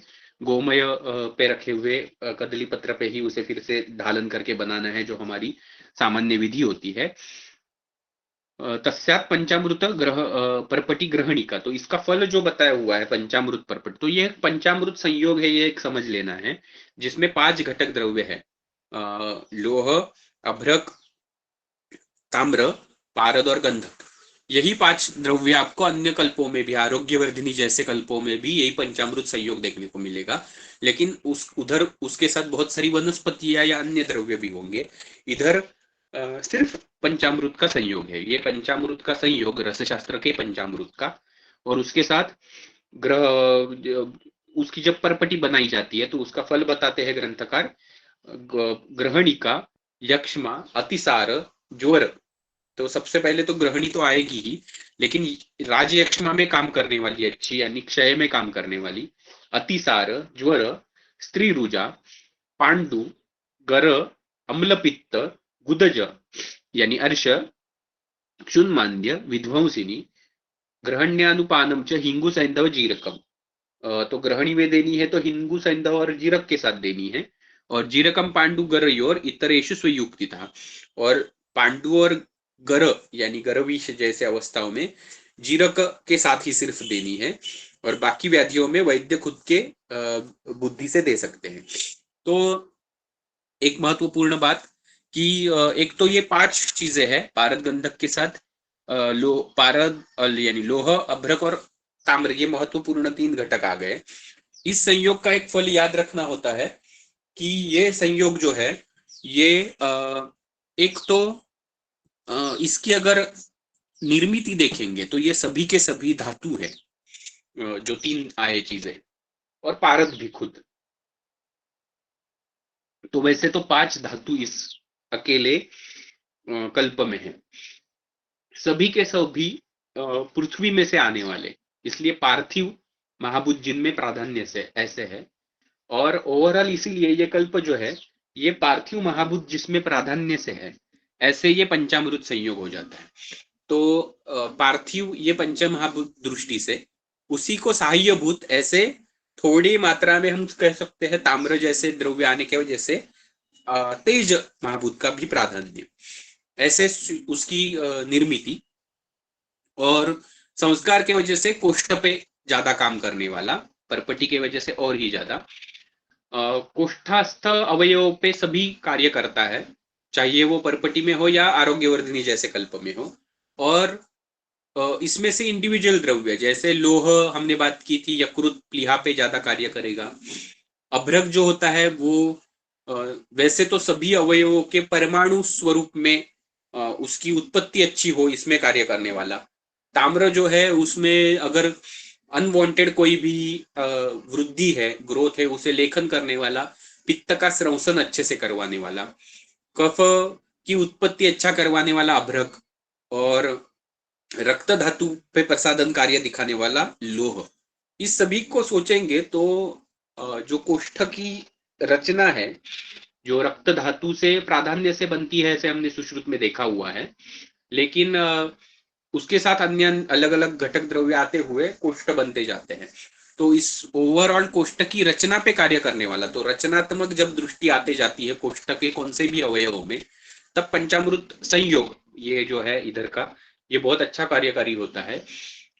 ये पार्थिव होने के वजह से स्थिर और बलदायक है, तो कोष्ठ को बल देता है और बल दे के स्रवसन करने में मदद करता है। जैसे आरोग्यवर्धिनी में भी कुटकी भी डाली है, बहुत बड़ी मात्रा में अच्छा श्रवण हो, लेकिन श्रवण करते वक्त अवयवों की हानि ना होनी चाहिए, इसलिए बल देने का कार्य ये पंचामृत संयोग करता है। तो इधर ये वो भी याद रखना है। और इस हर एक चीज को ध्यान में रखते हुए पंचामृत परपटी का इस्तेमाल हो सकता है, यानी रक्त प्रसादक, कोष्ठस्थ अवयवों को बलदायक, बल्य, स्थैर्य प्रदान करने वाला, ग्रहणी में कार्यकारी परपटी है इसलिए, और पित्त का श्रवण करेगा, लेखन ग्रंथियों का वगैरह करेगा। ये सब याद रखते हुए इस पूरी फलश्रुति को हम देख सकते हैं। तो उसके वजह से और एक बैलेंसिंग चीज इसमें देखने को मिलती है। ताम्र अकेला होता तो वो उष्ण तीक्ष्ण आदि परपटी बना देता या सिर्फ लेखन हो जाता। लोह अकेला होता तो थोड़ा अपतर्पण करने वाला हो जाता। अभ्रक अकेला होता तो थोड़ा संतर्पण करने वाला हो जाता। लेकिन इस सबको इस परपटी में बैलेंस हो जाता है, और इसीलिए अम्ल पित्त जैसे व्याधियों में भी इंडिकेटेड हो जाती है। जैसे रस परपटी भी थी, वैसे पंचामृत परपटी भी। और पित्त व्याधियां ये स्पेसिफिकली यानी इसलिए समझ सकते हैं कि बाकी परपटियां पित्तज व्याधियों में इतनी नहीं चलती। कुछ वृद्ध वैद्यों के हिसाब से रस परपटी भी देनी नहीं चाहिए, लेकिन फ्रैंकली स्पीकिंग सिर्फ शुद्ध पारद गंधक लेके अगर बनाई हुई है तो मैं खुद रस अम्ल पित्त या पित्तज व्याधियों पे बहुत ज्यादा रस परपटी का इस्तेमाल करता हूँ, और कुछ भी व्यापक देखने को नहीं मिलते। तो रस परपटी भी चलती ही है, लेकिन वीर्य के हिसाब से अधिक वीर्यवान ऐसी पंचामृत परपटी हमें मिलती है, और अग्निमांद्य को अच्छे से दूर करेगी। तो इस सब को ध्यान में रखते हुए पंचामृत परपटी का इस्तेमाल हो सकता है। Next slide.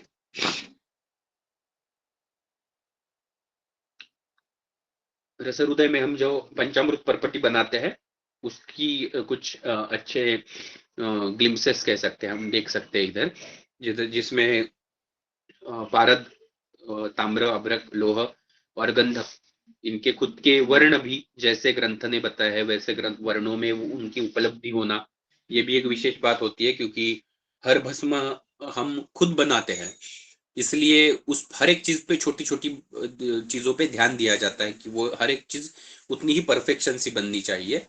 Next slide. इसमें अगर देखेंगे जो अध्ययन हम करते हैं उस स्टाइल से, तो पारद, गंधक और लोह, ये तो लोह परपटी में भी थे, उनका अध्ययन तो हमने ऑलरेडी किया है। उसमें भी एडिशनल सिर्फ आ गए ताम्र और अभ्रक। तो ताम्र और अभ्रक जब आ जाते हैं तो थोड़ा सा पित्त और कफघ्नत्व भी आ जाएगा उसमें, और ज्यादा थोड़े से तिक्त कषाय गुण आ जाएंगे, जो कि ऑलरेडी हमने तिक्त कषाय मधुर के तौर पे बात की थी। शीतवीर्य कुछ हद तक शीतवीर्य है, कुछ द्रव्यों में उष्णवीर्य है, तो वो बैलेंसिंग हो जाता है थोड़ा। अनुष्ण कह सकते हैं, ऐसी तरह की हो जाती है पंचामृत परपटी।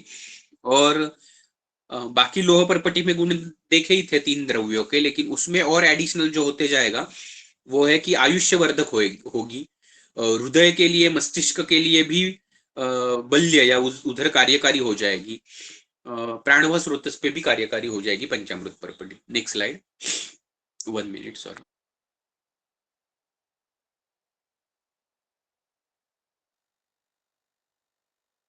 ये तो पहले भी एक बार हमने देखा है वैसे, अच्छी परपटी बनी हुई, तो अभी रिवाइज नहीं करते। Next slide.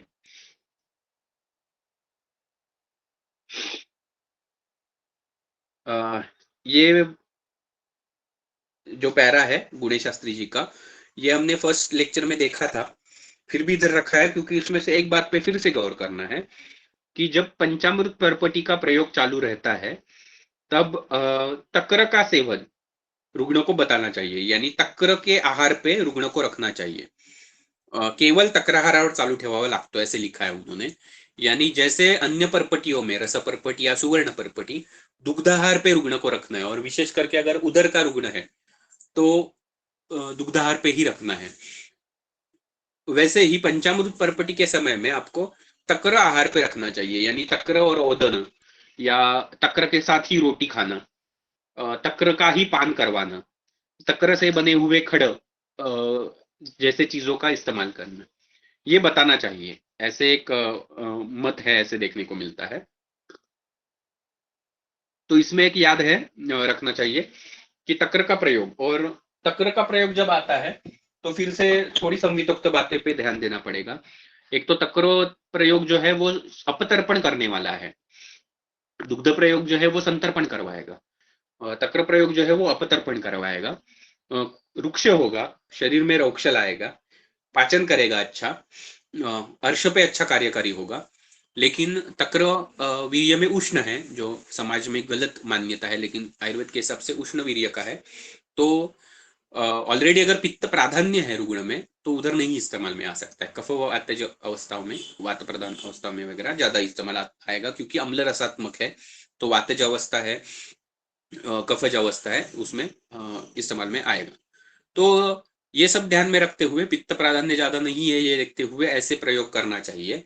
अदरवाइज दुग्ध का प्रयोग करना ही नहीं चाहिए ऐसे नहीं है, दुग्ध प्रयोग भी कर सकते हैं, लेकिन पंचामृत परपटी के लिए पथ्यकर तक्र प्रयोग होता है ज्यादा। इसे याद रखते हुए आगे जाएंगे, नेक्स्ट स्लाइड।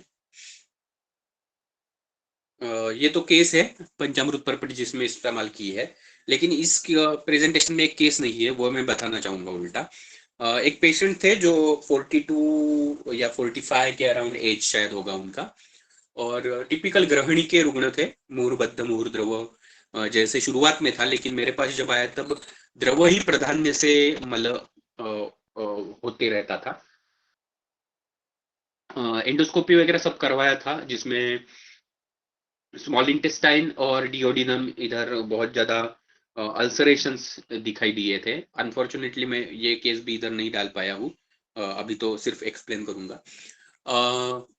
उसी के साथ ग्रहणी इतनी बढ़ चुकी थी कि क्रोधाधिक्य होना चालू हुआ था, इरिटेशन होते थे, क्रोधाधिक्य होता था, छोटी छोटी बातों पे बहुत ज्यादा, रास्ते पे भी जाते हुए कुछ हो गया तो लोगों पे चिल्लाने लगेंगे, कुछ करने लगेंगे। इनमें शुरुआत में क्रोध इत्यादि से पित्ताधिक्य भी है, ये सोचते हुए और ओवरऑल परपटी कल्पना इस्तेमाल नहीं की।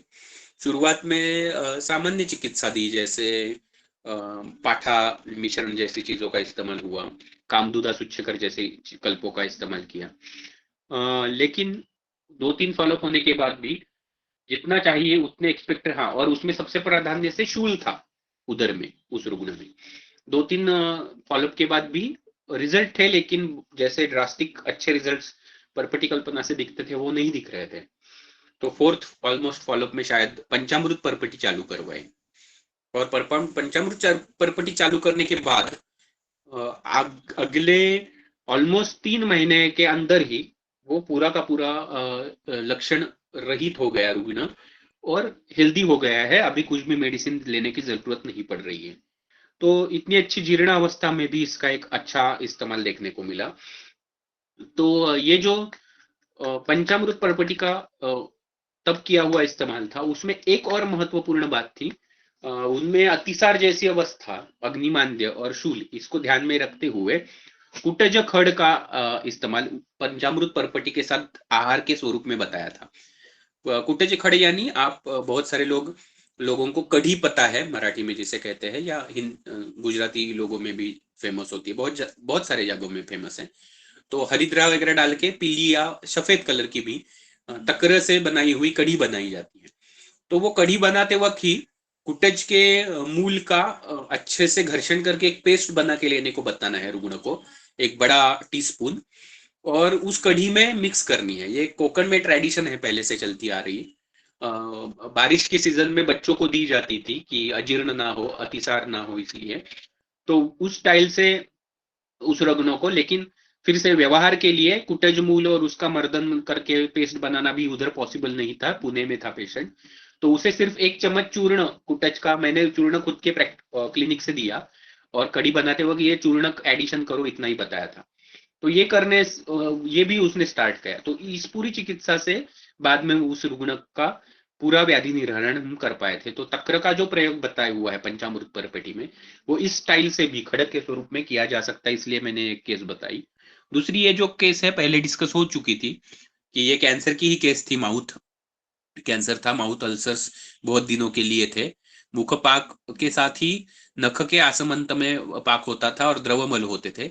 उसमें भी देखिए पंचामृत परपटी के साथ कुटज, पद्म केसर, ऐसे तंडुलांबू के साथ, और चंद्रकला पोट्टली के स्वरूप में एसिडी हुई थी, और इनके जो उदर और ग्रहणी संबंधी लक्षण थे वो चले गए थे, पाक भी होना रुक गया अलग अलग जगह पे। मुख्य पाक ऑफकोर्स पूरा क्योर नहीं हुआ, वो कैंसर का के वजह से था, वो बहुत दिक्कत हुई उसमें ट्रीट करने में।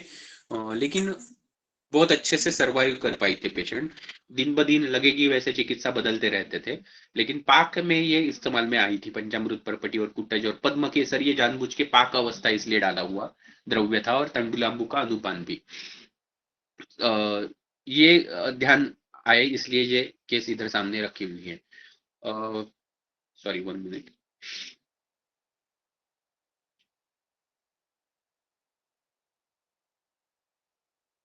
हाँ, ठीक है। अन्य कुछ रुग्ण रह सकते हैं जो शायद कुछ दिनों के बाद आपके सामने रख पाएंगे। जैसे फॉर एग्जांपल कल ही ऐसी बात हुई कि प्रैक्टिस में पहली बार मेरे सामने पोर्टल कैवर्नोमा स्प्लिनोमेगेली के साथ है, ऐसी मॉडर्न रिपोर्ट्स लेके पेशेंट आया है। मेरे हिसाब से गृहिणी का ही रुग्ण है, जिसकी शुरुआत रक्तपित्त से शुरुआत हुई थी, और आगे जाके कामला और अभी गृहिणी ऐसे इसमें गया है। तो उसे भी कल ही पंचामृत परपटी चालू करवाई है।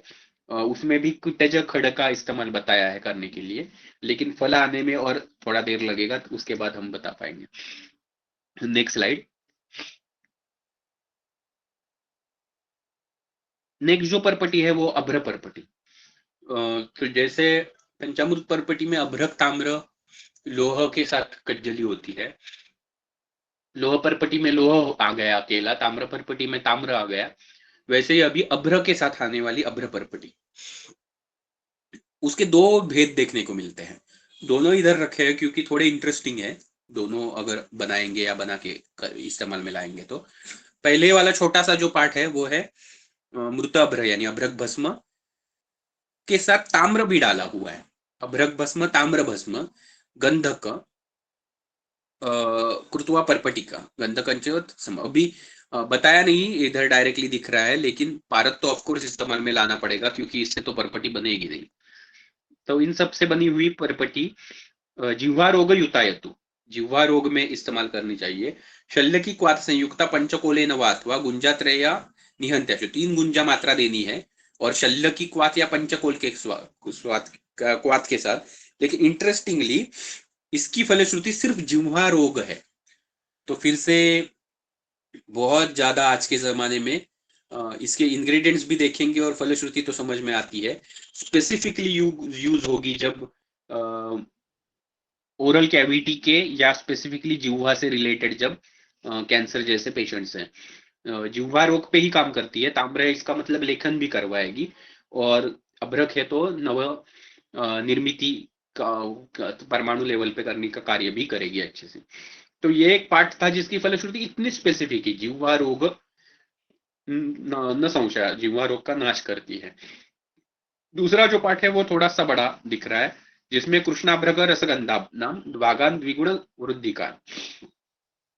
तो पारद सॉरी अभ्रक, पारद और गंधक, इनको द्विगुण बढ़ाते जाना है। तो 1 भाग अभ्रक, 2 भाग पारद, और 4 भाग गंधक, ऐसे हो जाएगा।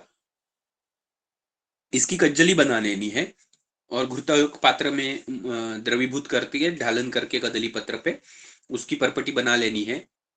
दद्या चितलम चूर्णम गुंज जैकद्वित्री मानतः, इसका चूर्ण करके बाद में 2 या 3 गुंजा मात्रा में ही इसका इस्तेमाल करना है। इसका भी वर्धमान मात्रा में इस्तेमाल नहीं बताया हुआ। हीन मध्योत्तमा मात्रा कटुत्रय समन्विता, और कम ज्यादा मात्रा रुग्ण के हिसाब से करेंगे। त्रिकटु के साथ इसका सेवन करना है। श्लेष्मोल बने कासे क्षय श्वासे त्वरोचके, कफ प्राधान्य से आने वाला जो कास, क्षय या श्वास या अरुचि, इन पे ये काम करेगी। पांडुरोगे कफाठेच, पांडुरोग भी जो कफ प्रधान है, तो सॉरी,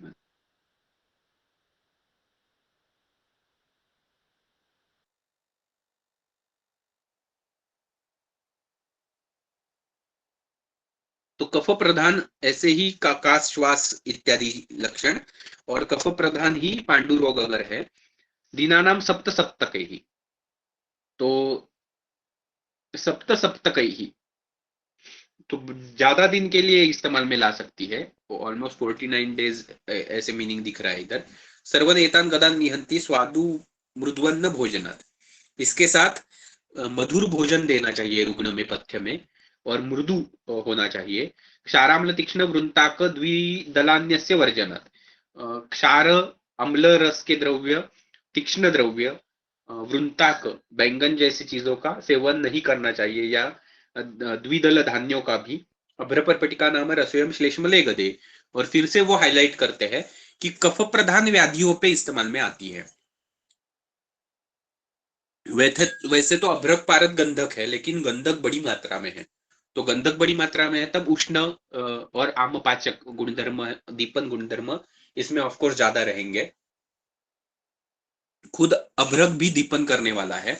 वैसे तो अभ्रक अकफ बताया हुआ है, यानी कफ को बढ़ाता नहीं, बट कफ को डायरेक्टली कम करने वाला है, ऐसे अभ्रक के गुण नहीं बताए हुए। लेकिन इधर बड़ी मात्रा में गंधक का सहाय्य मिलने की वजह से कफज व्याधियों पे ही स्पेसिफिकली ये इस्तेमाल में लानी है। तो फिर से डायरेक्टली शुरुआत में आ नहीं रहा, लेकिन कफज व्याधियां और ये सब जो व्याधियां है इसमें ऑफकोर्स ग्रहणी से उत्पन्न होनी चाहिए, क्योंकि ये परपटी कल्पना है, वो उधर से ही ज्यादा कार्य करेगी।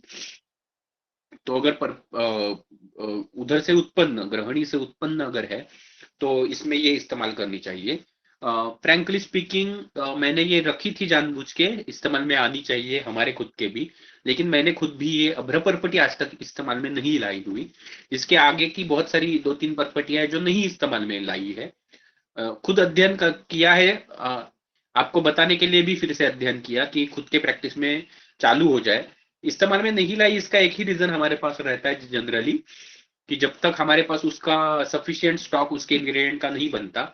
मेरी प्रैक्टिस में मैं वो कल्प इस्तेमाल में ही नहीं करता। मैं खुद अगर बनाता हूँ, यानी खुद यानी अभी हमारी रसर उदय की टीम, तो ही प्रैक्टिस में लाता हूँ। इसलिए बहुत सारी चीजें अभी तक यूज में नहीं आती, जब बनाएंगे तभी यूज में आते जाती है। लेकिन अभी धीरे धीरे ये बनाना चालू भी हो जाएगा। Next slide. तो नेक्स्ट जो है वो है सुवर्ण परपटी। इन शॉर्ट इधर रखा है बहुत ही।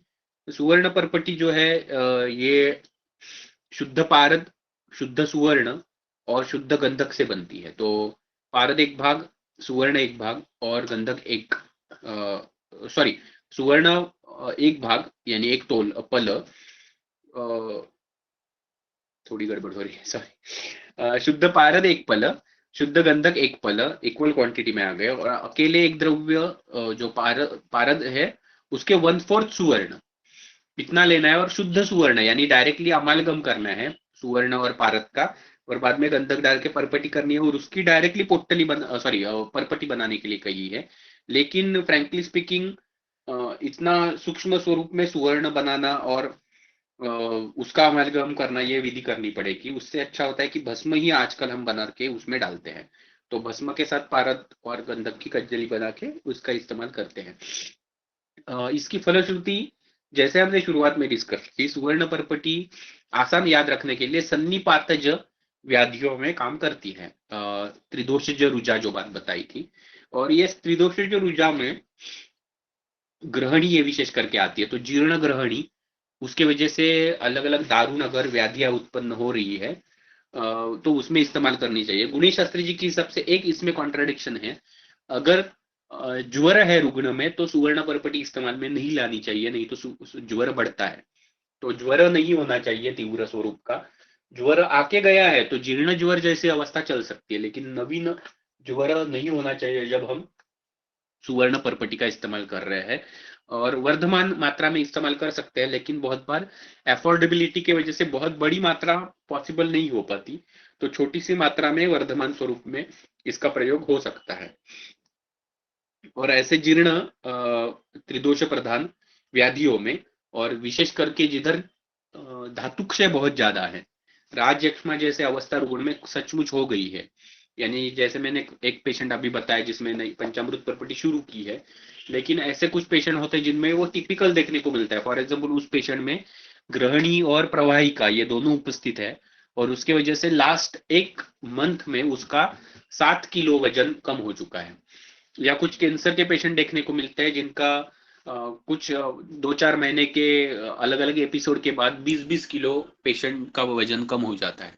तो ऐसे बहुत तीव्र धातु क्षय की अवस्था जब रहेगी, तब सुवर्ण पलपटी के जैसे कल्पों का इस्तेमाल हम संधिपातज अवस्था है ये पहचान के कर सकते हैं। Next slide. अभी इसके बाद जो दो कल्प है, रत्न भागोत्तर और विजय परपटी, ये थोड़े परपटी कल्पना के मॉडिफिकेशंस है, नॉट एग्जैक्टली परपटी कल्पना, लेकिन थोड़े से मॉडिफिकेशंस कह सकते हैं, लेकिन बहुत ही विशेष कल्प है। फिर से ये दो कल्प पहले जैसे बताया केसेस वगैरह वैसे नहीं बता सकते, क्योंकि इस्तेमाल में नहीं लाए हुए, सिर्फ अध्ययन हो सकता है इसका। लेकिन इस्तेमाल करते हुए कभी कभी देखा है जो गुरुजन है जिनके पास सीखने को जाते थे। तो ये रत्न भागोत्तर रस है जो वंध्यत्व में इस्तेमाल किया जाता है, बहुत इंटरेस्टिंग कल्प है उसके लिए। तो रत्न भागोत्तर नाम के हिसाब से ही हिरक, मरकत, पद्मराग, पुष्पराग, नील, वैडूर्य, गोमेद, मौक्तिक, विद्रुम, ये सभी क्रम वृद्धिम इदम सर्वम, एक एक भाग बढ़ाते जाना है, 1 2 3 4 ऐसे। सर्वम वैक्रांत चाष्ट भागकम, और जितने सभी मिलके वेट है उसके 8 भाग वैक्रांत डालना है। तत्तुल्यम ताप्यजम भस्म, उतना ही रौप्य माक्षिक का भस्म, या सॉरी ताप्य इधर इसका मतलब सुवर्ण माक्षिक हो रहा है, क्योंकि आगे जाके रौप्य माक्षिक यानी विमल का भस्म भी बताया उसके ही समान। सर्वस्त्रिगुणा तुल्य रसगंधक कज्जलिम, और सभी मिलके जितना है उसके 3 गुना पारद और गंधक की कज्जली, ऐसे सब डालना है। सभी को छागी दुग्ध से मर्दन करना है कज्जली बना के। विधायम परपटिम यत्नात्, उसकी परपटी बनानी है। अभी इधर तक तो परपटी बन जाती है, लेकिन इसका उपयोग परपटी के स्वरूप में नहीं किया जाता। मॉडिफिकेशन इसलिए कहा क्योंकि पहले परपटी बनानी है, परपटी बना के चूर्ण बना के उसे फिर से वंध्या करकोटी के कंद की भावना देनी है। थोड़ा सा रेयर ड्रग है, लेकिन गोवा और कोकण रीजन में मिल जाता है। इधर अनफॉर्चुनेटली फोटो नहीं डाले हैं आप, हमारे रस हृदय के पेज पे हीरक मारण के संबंधी कुछ पोस्ट देखोगे, उसमें आपको वंध्या करकोटी देखने को मिलेगी, या हमारे अष्ट संस्कार के इसमें भी होती है वो वंध्या करकोटी कंद रसेन परिमर्दयेत। और उसे चक्रिका बना के बाद में पुट लगाने हैं, 20 उपलों के पुट, ऐसे 16 पुट लगाने हैं इस पूरी परपटी की चूर्ण को, जिसे भावना दी गई थी। एवं रसो विनिष्पन्नो रत्न भागोत्तराभिधा, तो इसे रत्न भागोत्तर नाम दिया गया है क्योंकि एक भाग बढ़ाते हुए रत्नों से बनाया जाता है। सबसे महत्वपूर्ण क्या है, महावंध्यादि वंध्यानाम सर्वासाम संतति प्रदा, उसकी फलश्रुति है कि महावंध्यादि वंध्यानाम, महावंध्या या अन्य सभी प्रकार के जो वंध्या बताई है काश्यपादि ग्रंथों में, उन सब में ये उपयुक्त होती है। संतति प्रदा, उन्हें संतति देती है। देवी शास्त्र विनिर्दिष्टा पुंसा वंध्यत्व रोग, देवी शास्त्र में बताई हुई ये कल्प है। और पुंसवाम वंध्यत्व रोग, पुरुष के वंध्यत्व में भी काम में आता है। तो एक तो क्या बात हो गई, इसका मतलब शुक्र बीज स्वरूप, बीज भाव पे काम करती है। महावंध्यादि है तो त्रिदोषज अगर है अवस्था जो असाध्यता की तरफ गई है तो उसमें भी काम करती है। और उससे भी महत्वपूर्ण सभी रत्न है, इसका मतलब ग्रहज हेतु अगर लग रहे हैं तो उसमें भी ये काम करेगी। सोयम पाचन दीपनो गदहरो वृश्यस्तथा गर्भिणी सर्वव्याधि विनाशनो रतिकरहा पांडु प्रचंडार्तिनुत, और उसी के साथ पाचन दीपन है, गर्भविषहर है, वृश्य है, गर्भिणी के सभी व्याधियों का नाश करने वाली है। दारुण ऐसे पांडु का नाश करेगी। बुद्धिकर भी है, पुत्र जनन है, सौभाग्यकृत है, योन्यातंकम अकोरोति सहसा पूसाम अशेषार्थिन, और योनि रोग जो होते हैं योनि व्यापद, उनमें भी काम करने वाले। तो एक विशेष करके समझ सकते हैं, पुरुष के वंध्यत्व में और रोगों में है ही, लेकिन विशेष करके स्त्री रोग में वंध्यत्व के जो आज केसेस आजकल बढ़ते जा रहे हैं उसमें बहुत उपयुक्त ऐसे ये पोर्टल सॉरी परपटी है। जैसे मैंने पहले ही बताया कि फ्रैंकली मैंने तो आज तक यूज नहीं की, मैं गुरु के पास जाता था उधर यूज करते हुए कभी कभी देखी है, लेकिन अवस्था इत्यादि और भी अच्छे से कार्य करने के बाद और ज्यादा बता सकते हैं। लेकिन जैसे कहा कि जो गुरु थे मेरे वो भी आयुर्वेद के सिद्धांतों पे उतना ही अच्छा विश्वास रखने वाले थे, तो वो भी ये सोच रखते थे कि ग्रह बाधा ये जब हेतुभूत लगती है रुग्ण में, तब हमें ऐसे कल्पों का जो रत्न युक्त ये है, इसका इस्तेमाल करना चाहिए। Next slide. नेक्स्ट स्लाइड फिर से और एक महत्वपूर्ण युक्त ऐसे द्रव्यों से बनी हुई लेकिन परपटी कल्पना ही है। रसम वज्रम हेमतारम मौक्तिकम ताम्रम अभ्रकम।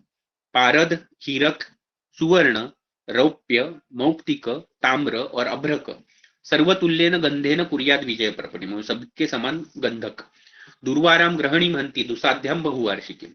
तो दुर्वार ऐसे ग्रहणी का नाश करती है। अभी देखिए इधर, अभी सुवर्ण से ही नहीं, सिर्फ सुवर्ण के साथ ताम्र, अभ्रक जैसे द्रव्य, मौक्तिक जैसे द्रव्य और उससे भी प्राधान्य से रौप्य और हीरक जैसे द्रव्य, यानी आयुष्कर तक लेके जा सकती है, मृत्युंजय तक लेके जा सकती है, ऐसे ये परपटी बनते जाती है अभी।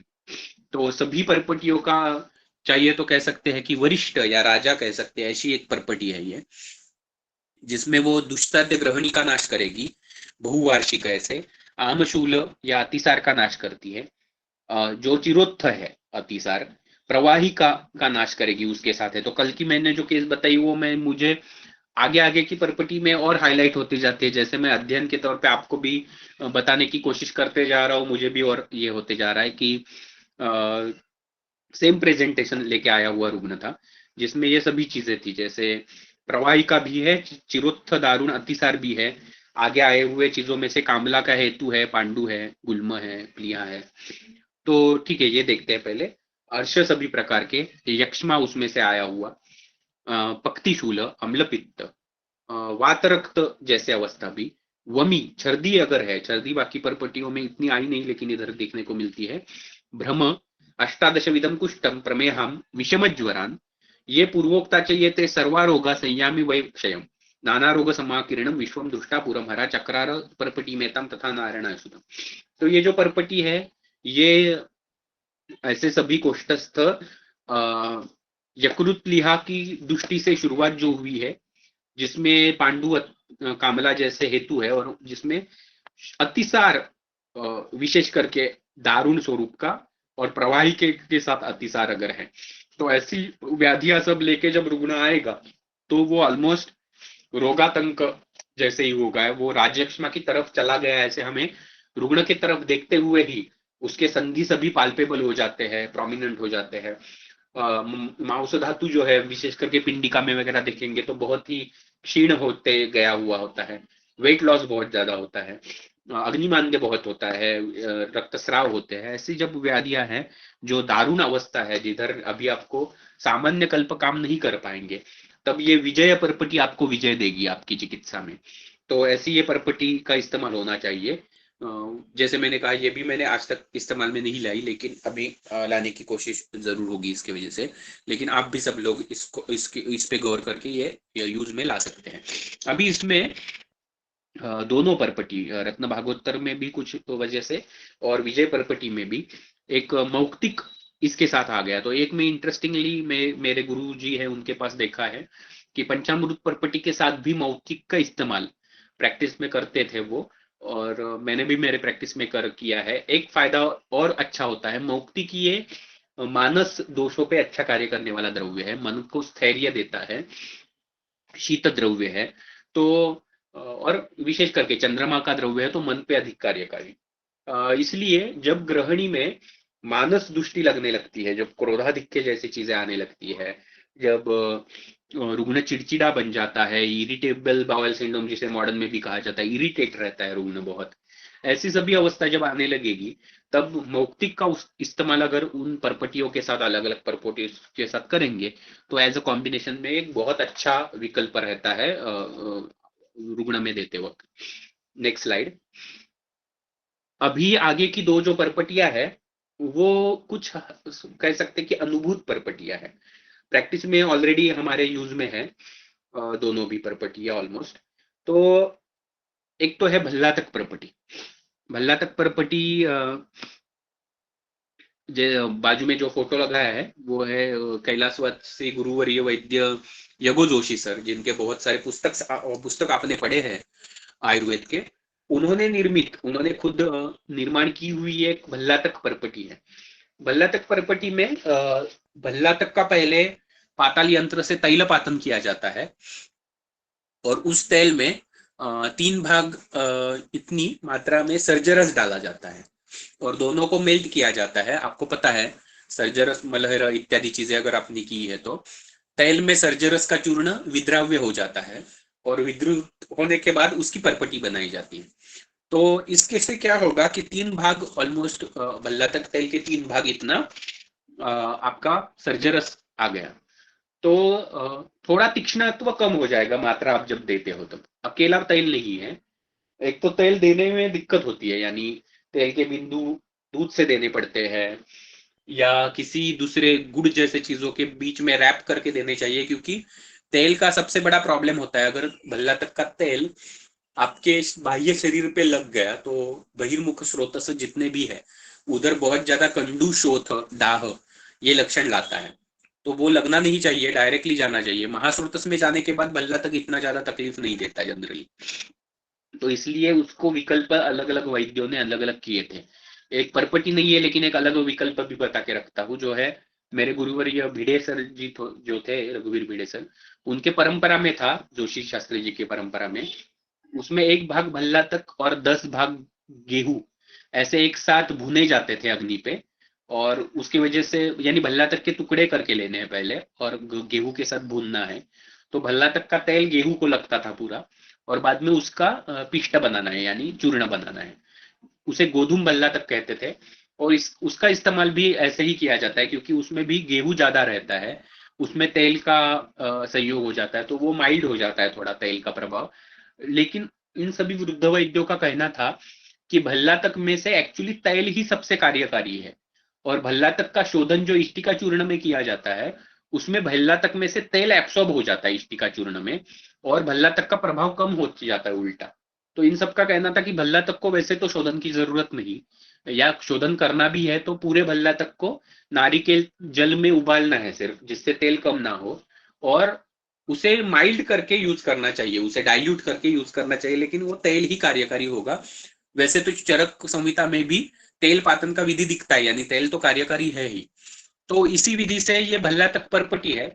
गोधूम भल्ला तक जो बताया उससे थोड़ी सी तीक्ष्ण होगी क्योंकि ज्यादा है तेल की मात्रा उस कंपेरेटिवली, लेकिन फिर भी सर्जरस की वजह से माइल्ड हो जाता है ये कल्प सिर्फ भल्ला तक तेल देने से। और अन्य अलग अलग कफज व्याधियों पे और अवरोध जन्य व्याधियों पे बहुत अच्छा कार्य करता है, शूल युक्त व्याधियों पे बहुत अच्छा कार्य करता है। कॉन्ट्राइंडिकेशन इतनी है, पित्तज व्याधि का रक्त दुष्टि का रुग्ण नहीं है ये देख के लेना चाहिए। पित्त दुष्टि, पित्त प्रकृति, रक्त दुष्टि ये नहीं है तो, और कफ प्राधान्य रुग्ण में है। कफ प्राधान्य भी अवरोध करने वाला है, यानी कफ की वजह से वात को अवरोध क्रिय होके शूल हुआ है, यानी आम वात टिपिकल अवस्था जनरली हमारे सामने आती है ऐसे। तो ऐसे व्याधियों में बहुत अच्छा कार्य करती है ये परपटी। आमवात में बहुत जल्दी शूल का शमन हो जाता है। और रुग्ण को जो आप पे आपके प्रैक्टिस पे कॉन्फिडेंस आना चाहिए, यानी शूल शमन करना ये बहुत रुग्णों की बहुत पहली क्या कहेंगे एक्सपेक्टेशन होती है आपसे। तो ये भल्ला तक परपटी से बहुत अच्छे से अचीव हम कर सकते हैं। और कुछ अच्छे अच्छे वैद्य भल्ला तक को उसके गुणों की वजह से फिर से कैंसर जैसे दारुण व्याधियों में भी इस्तेमाल में लाते हैं। Next slide.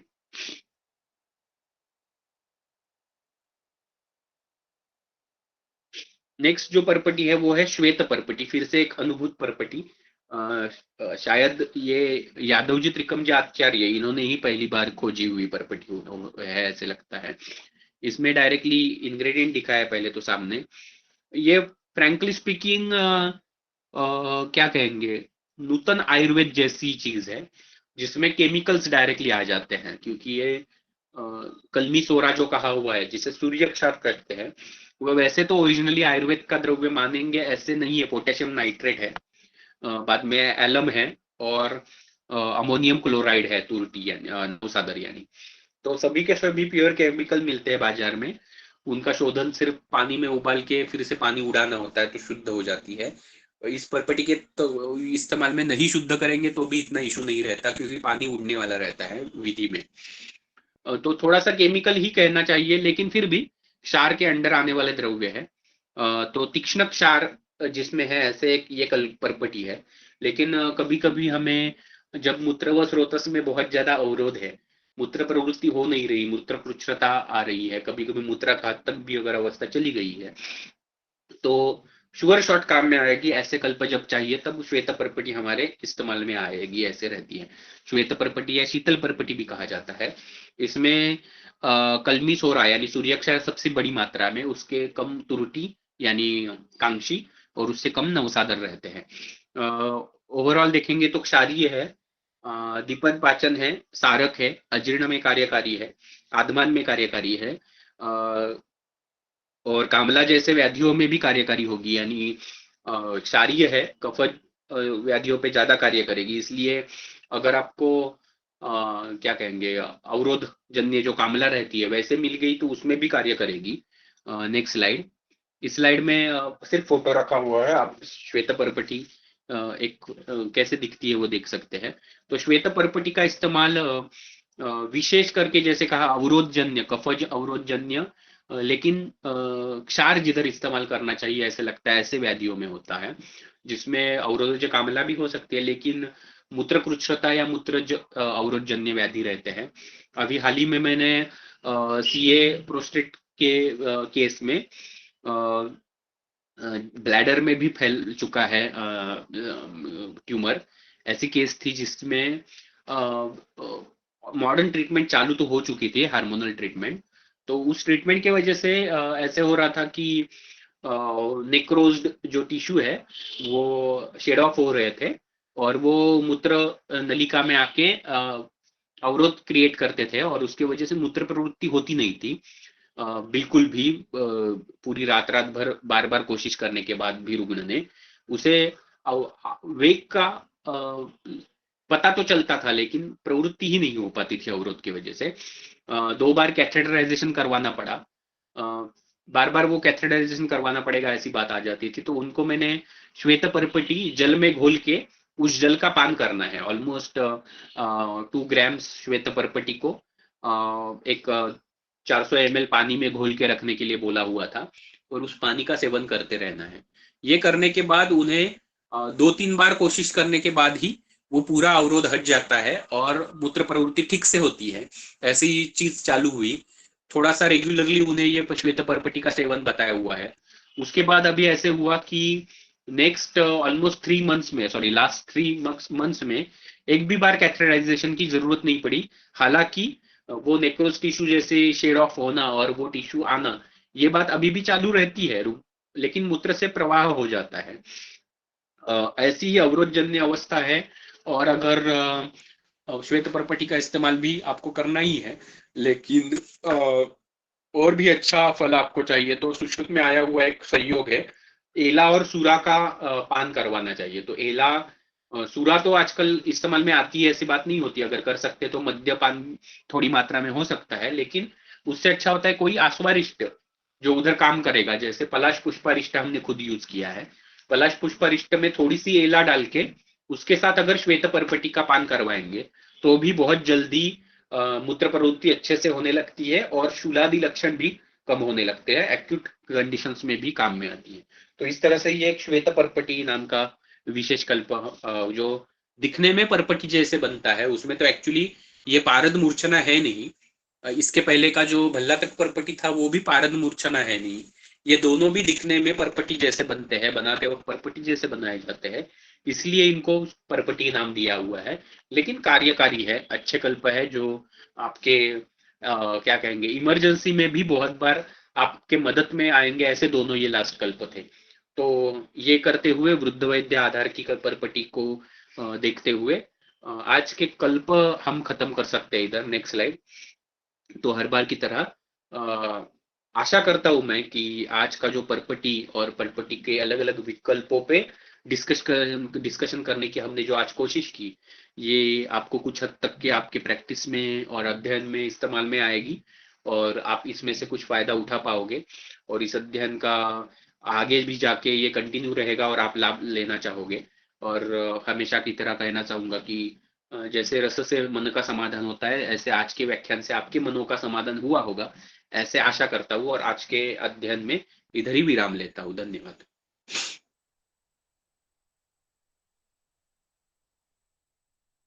Thank you sir. आज के लेक्चर में जो सारी प्रॉपर्टियाँ सर ने डिस्कस की, उसमें से जैसे सर ने कहा कि कुछ प्रॉपर्टियाँ अभी बहुत ही रेयरली इस्तेमाल में आई हैं या शायद कोई यूज़ भी नहीं करता हो, बट उनका अध्ययन करने से, उन उनका डिस्कशन करने से वो पोर्टफोलियो हम किस अवस्था में यूज़ कर सकते हैं, ये हम जान सके। तो शायद मैं समझता हूँ कि इस लेक्चर के बाद जो अलग अलग प्रॉपर्टी कल्पनाएं हैं, उन उनके बारे में जो कन्फ्यूजन था या विभ्रम था या कैसे इस्तेमाल करें, उसमें थोड़ी सी जानकारी प्राप्त होगी आपको, और वैद्य अपने प्रैक्टिस में और स्टूडेंट्स अपने अध्ययन में लाएंगे। सो बहुत ही धन्यवाद पार्थ सर। तो इस लेक्चर के रिलेटेड कोई डाउट्स रहे तो आप चैट सेक्शन में अपना क्वेश्चन रख सकते हैं।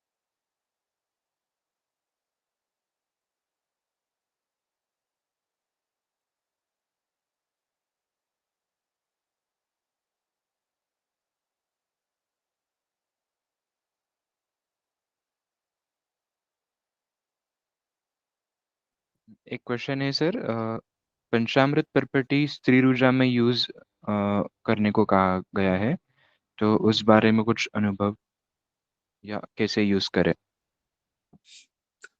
स्पेसिफिकली वैसे तो इस्तेमाल में नहीं लाई हुई, लेकिन स्त्री रूप का थोड़ा मीनिंग फिर से मैं बता के भी देख के बताऊंगा। लेकिन स्त्री रूप का मीनिंग शायद इधर स्त्री सेवन और उसकी वजह से आने वाले यक्ष्मा जैसी अवस्थाएं शायद होने की ज्यादा संभावना है।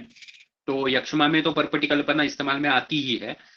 सिर्फ स्पेसिफिकली जो प्रतिलोम या राजयक्ष्मा है उसमें आज तक परपटी कल्पना का इस्तेमाल करके नहीं देखा हुआ। सिंदूर कल्पना का ज्यादा इस्तेमाल करके देखा हुआ है। तो एग्जैक्टली अभी आइडिया नहीं है कैसे यूज कर पाएंगे। लेकिन उसके वजह से प्रतिलोम क्षय की वजह से आगे जाके अगर ग्रहणी की दृष्टि हो रही है और पचन पे भी अगर उसका प्रभाव हो रहा है, बहुत बार ऐसे क्या कहेंगे तरुण रुग्ण देखने में आते हैं जिनमें हस्तमैथुन की बहुत ज्यादा फ्रीक्वेंसी की हिस्ट्री रहती है, और उसके बाद में अलग अलग धीरे धीरे उनका धातुक्षय बहुत ज्यादा होने लगता है। वो भी थोड़ा प्रेजेंटेशन यही दिखाते हैं कि चिड़चिड़ापन आ जाता है। शरीर पे शोथ वगैरह जैसे लक्षण भी आने लगते हैं, आनंद शोथ इत्यादि। और ग्रहणी के तरफ वो रुग्ण चला जाता है और आगे बहुत ज्यादा क्षय होने लगता है। वो दोनों जब मिल जाएंगे यानी अनुलोम क्षय भी चालू हो जाता है उसमें। तो ऐसी अवस्थाओं में ऑफकोर्स पंचामृत पट्टी का अच्छा इस्तेमाल होता है।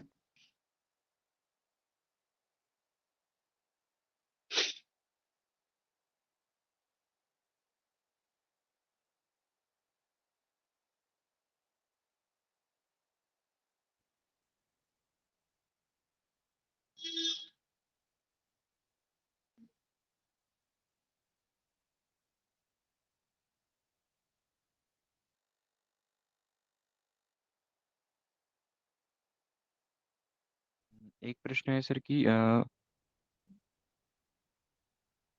परपटीचा काष्ठौषधी सोबत मॉडिफिकेशन्स यावर तुमचं मत, बोलपरपटी सारख्या ग्रंथोक्तांनी अ, युक्ती प्रमाणाच्या आधारावर त्यांचा वापर कसा करावा।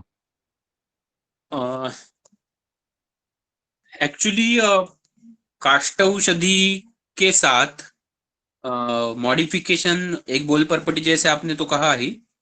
तो या फिर विषय युक्त हमने एक देखी या वह भल्ला तक युक्त भी देखी। तो उस स्टाइल से परपटी कल्पना में डायरेक्टली कुछ वनस्पति एडिशन करना ये पॉसिबल है, नहीं ऐसे नहीं बात है। या एटलीस्ट भावना देके परपटी को यानी कज्जली को अलग अलग भावना देके उसकी परपटी बनाना पॉसिबल है। या बनाई भी जाती है, उसमें चूर्ण डालेंगे तो वैसे तो कुछ हर्ज नहीं है। यानी हमने पहले भी डिस्कस किया कि पोटली भी चूर्ण युक्त हम बनाते हैं, तो पोटली में तो गंधक में पाक बहुत बड़ी मात्रा में होता है, फिर भी उन वनस्पतियों के गुणधर्म हमें देखने को मिलते हैं, तो फिर पर्पटी में इस्तेमाल में आएगी तो कुछ इशू है ही नहीं। लेकिन फिर भी शायद बनना कितना अच्छा बननी चाहिए वगैरह ये सब देखेंगे, तो पर्पटी में डायरेक्टली चूर्ण नहीं डाले जाते, उससे शायद इशू भी होंगे कुछ। उससे अच्छा है कि आप पर्पटी का चूर्ण करने के बाद उसे कॉम्बिनेशन के साथ इस्तेमाल में कर सकते हो। यानी मैं मेरी प्रैक्टिस में भी अकेली पर्पटी यूज जनरली नहीं करता, पर्पटी के साथ अन्य चूर्ण के कॉम्बिनेशन होते हैं और वैसे संयोग का ही इस्तेमाल किया जाता है। तो युक्ति प्रामाण्य से जो आपने कहा उस हिसाब से आप एज अ वैद्य अलग अलग द्रव्यों के साथ, क्योंकि पर्पटी कल्पना ये खुद एक योगवाही कल्पना है, आप अलग अलग चूर्ण कल्पना के साथ उसका इस्तेमाल प्रैक्टिस में कर सकते हो। सॉरी।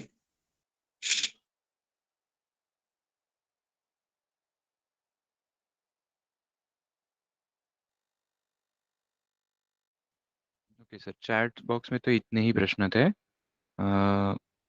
सो ये जो परपेटी सीरीज का दूसरा लेक्चर था वो आज खत्म होता है। इस सीरीज चातुर्मास की सीरीज में आगे के जो लेक्चर्स है उनका अपडेट्स व्हाट्सएप और इंस्टाग्राम ग्रुप पे शेयर कर दिया जाएगा। जो नेक्स्ट संडे का लेक्चर होगा उसके बारे में भी जानकारी शेयर कर दी जाएगी। सो मिलते हैं फिर नेक्स्ट संडे। धन्यवाद पार्थ सर आज के लेक्चर के लिए। धन्यवाद। सो ये सेशन यहीं पे ख़त्म होता है।